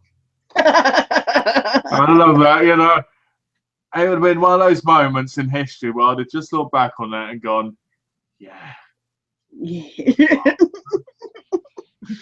Certainly, the only person who ever saw it other than me was bloody Alex.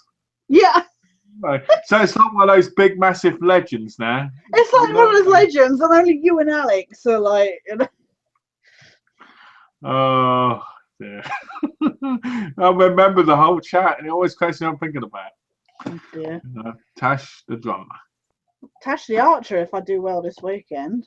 Right, you could do you. You could be going like this. Do. Yeah. I remember the last time I was at archery, I actually got to pop some balloons. I was like, therapeutic. What with the arrows? With the arrows, yeah. I shot the arrows at the, and they had. What you got to remember is your whole target. life has been leading up to this moment. Right? This could change your life. You could end up becoming a celebrity from this. I'd be Paralympics, you know, archery. Right? It could happen. You never know.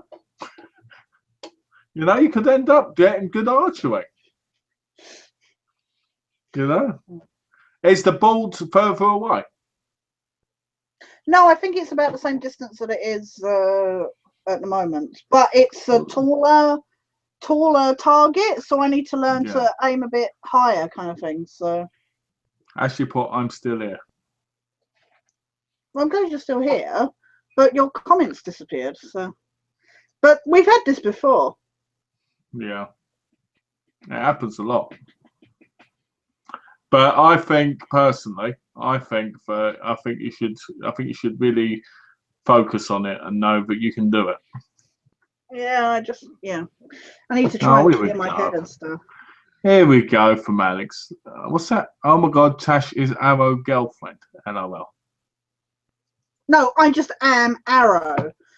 The first time I was there, they were like, "You've never done this before," and I was like, "No," and then I did it, and they were like, "Oh my God, we got a new Maid Marian." I was like, "Ugh, I don't like Maid Marian." They should have said, "What do you want your nickname to be?" And you should go. What you should have done, and this I'm actually quite disappointed you didn't. You should have shot the arrows in like an X shape and gone.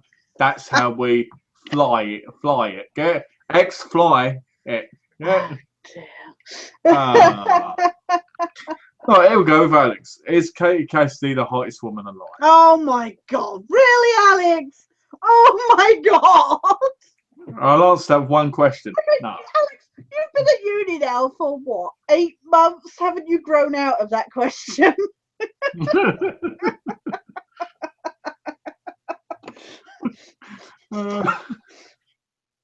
Well, he hasn't asked you for a couple of years. To be fair, he hasn't asked you for a couple of years, I guess. He's Katie Cassidy, it's one of life. No. If Gaz was here, we'd have arguments with me over it.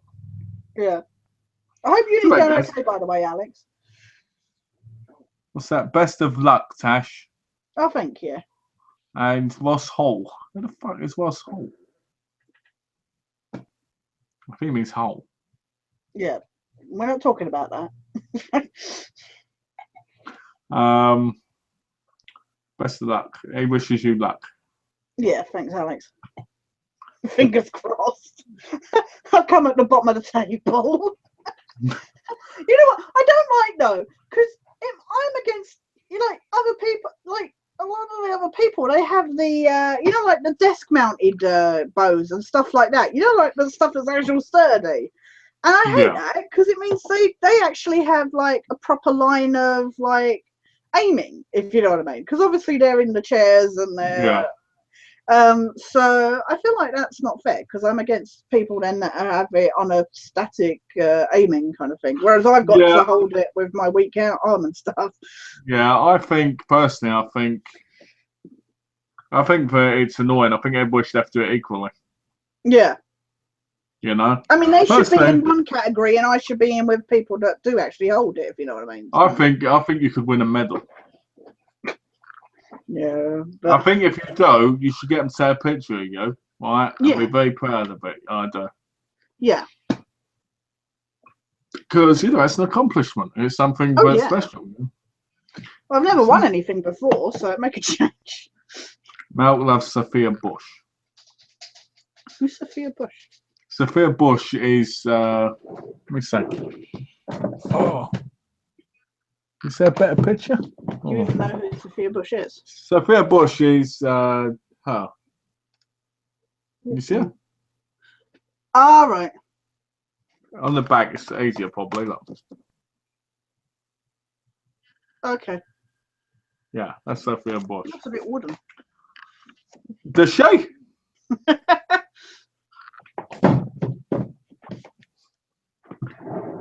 I think he slipped up. I think he put Sophia when he went without Sophia in the thing. But yeah, Malcolm's Bush. Get it. That's what I figured. That's what I thought. That's why I thought it was a made-up name at first. Katie looked like a man. She does look like a man. You're right. To be honest with you, with Katie Cassidy, it isn't that I think she's ugly. It's just that I don't think she's that. She's not my type of person. Yeah. You know, I joke about her being horrible because I know it irritates guys. Yeah. So I just joke about it because I know it irritates him. But I don't, you know, she's not. I won't call her special, but I won't call her bad. You know? But well, I guess we're gonna have to start saying our boys now. Yeah. Bloody hell. Time just whizzes past. Yeah, it flies by when you're having fun. Yeah. Well, luckily, Suck Alex if it turns out there. that I know, but at least Ashley and Alex were here. So this time next week, we'll be seeing you holding a medal and a trophy. you would not. I will. I can see it now. I honestly think. Bow and arrow. I honestly think, Tash, if you really put your heart and soul into it and you focus on it, you can do it. Yeah. You know, I don't say that about a lot of people. So no, but thank you. Normally, most people I say that I'm better and I could do it. Yeah, I know, right? Yeah, if this was gaming or that, you'd just be like, well, yeah, no, I'm this rank in the world. Suicide Squad Funko Pops. Donna just shared with me, there's a new Daenerys Targaryen one with the dragon, like her sat on top of it. You know, like one of the bigger Funkos. Yeah. It's like, that's awesome. Yeah, So, talk about that. I need to get those pictures. Oh yeah, your pervy pictures. Yeah, I need to get them and show them on the chat. Yeah, you should. I'll say to you. So Tash, what do you think of the drawing around this area? And you'll be like. It accentuates the dip there. Yeah. What do you think? Do you think this looks very much like what it should? Is that cupped just right? Yeah. Would you like to show the audience at home what the realistic what it really is to the like, yeah. My boobs are bigger than hers, so I can. Okay, well there you go. There's a fault for everybody. No, thank you so much, Ashley and Alex, for being here and popping off apparently to go play pool and stuff. Priorities. I wondered why I went dead for a while. You know what? They've both been here since the beginning of the chat, and I mean they disappeared, but it's nice to have had both of you guys here. So thanks so much, and making fun comments and questions and stuff. So thanks, guys, and thank you, of course, as always, to anybody who watches this after the fact. Please post comments, and we'll answer them and stuff like that, or bring them into the chat next week or whatever. Please subscribe to Malcolm if you haven't already. Please check out my channel if you get the chance. I've been doing a few videos recently, and there's more to come, more scripted stuff, better stuff coming soon. But no, thanks all for watching, and thank you as always to Malcolm for being an amazing friend, an amazing co-host. The awesome person that he is. He brightens up my day and gets me through a lot of things. So thank you so much, and I look forward to next week. So take care, everybody. Over to you. I'd like to thank everybody who was here, all 50 people. It was just such a buzz with so many people. I'd like to thank the Trender Man, yeah, Alex, for being here, especially considering he's at uni. He took the time out of his busy schedule to be here. Yeah. And no, I'm not being sarcastic. I'm serious, in case people are wondering. So I'd like to thank him for being here because that means a lot. I'd like to thank McGee for being here. Why aren't you chasing Abby yet? I You know, need to right? keep telling him. I keep asking him what's going on with Abby, but he never ever tells me. After he goes, who the fuck's Abby? Oh, does he not know?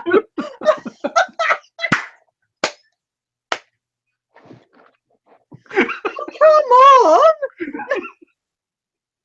You know you find that hot, right?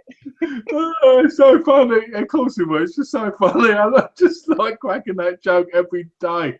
How's it going with Abby? What the fuck?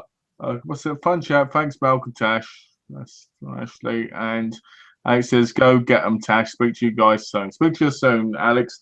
But yeah, thanks, Alex and Ashley, for being here.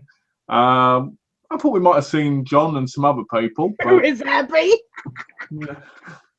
But you know, it's good to see you guys, and hopefully we'll see you again next week.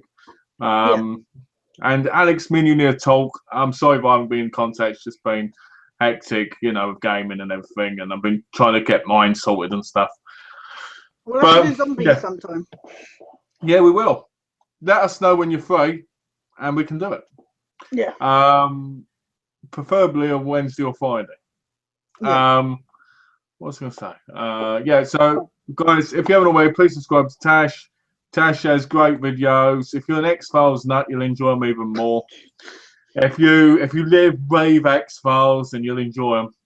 If you don't live in Brave X-Files, I only do X-Files. It's only I've got predominantly X-Files at the moment because of the new series. If you don't live in Brave X-Files, you'll enjoy the movie reviews and you'll enjoy all the other things like the first impressions and stuff.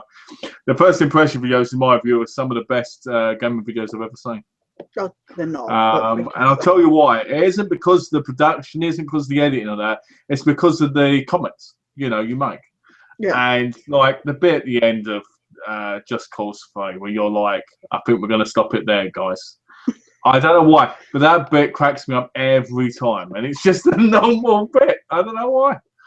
But anyway. My favourite bit about that is that bloody person who runs me over. And I'm like, what did we learn? What did we learn? Talk about sadistic and evil. Yeah. That poor person dies. I think it's even better. I like they're going on, and then I shoot them. And I'm like, oh, what a shame. Couldn't have happened to a better person, bitch. That was funny. The problem I had with the game, and it's something I noticed when I was playing it, was the fact that most of the time you're just shooting yourself places. You're not really doing anything. No, exactly. Yeah. You know.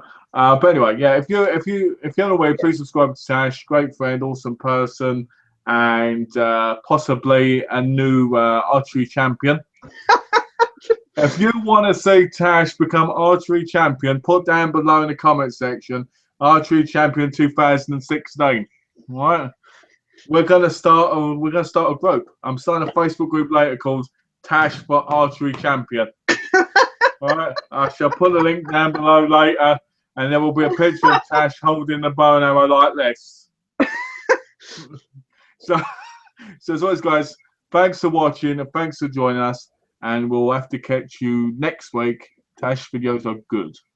Thank you, Ashley. Yes. Ashley watches them regularly. Told me he normally gets some Vaseline while he's doing it and all. I really thank you, Ashley. Thank you. Yes, thank you, Ashley, for being here. Thank you for being so supportive to both me and Tash. Yeah. So as always, guys, thanks for watching. Hope you have a lovely day. If you haven't already, please subscribe to me also. Yeah, and thanks for watching. Bye for now, guys.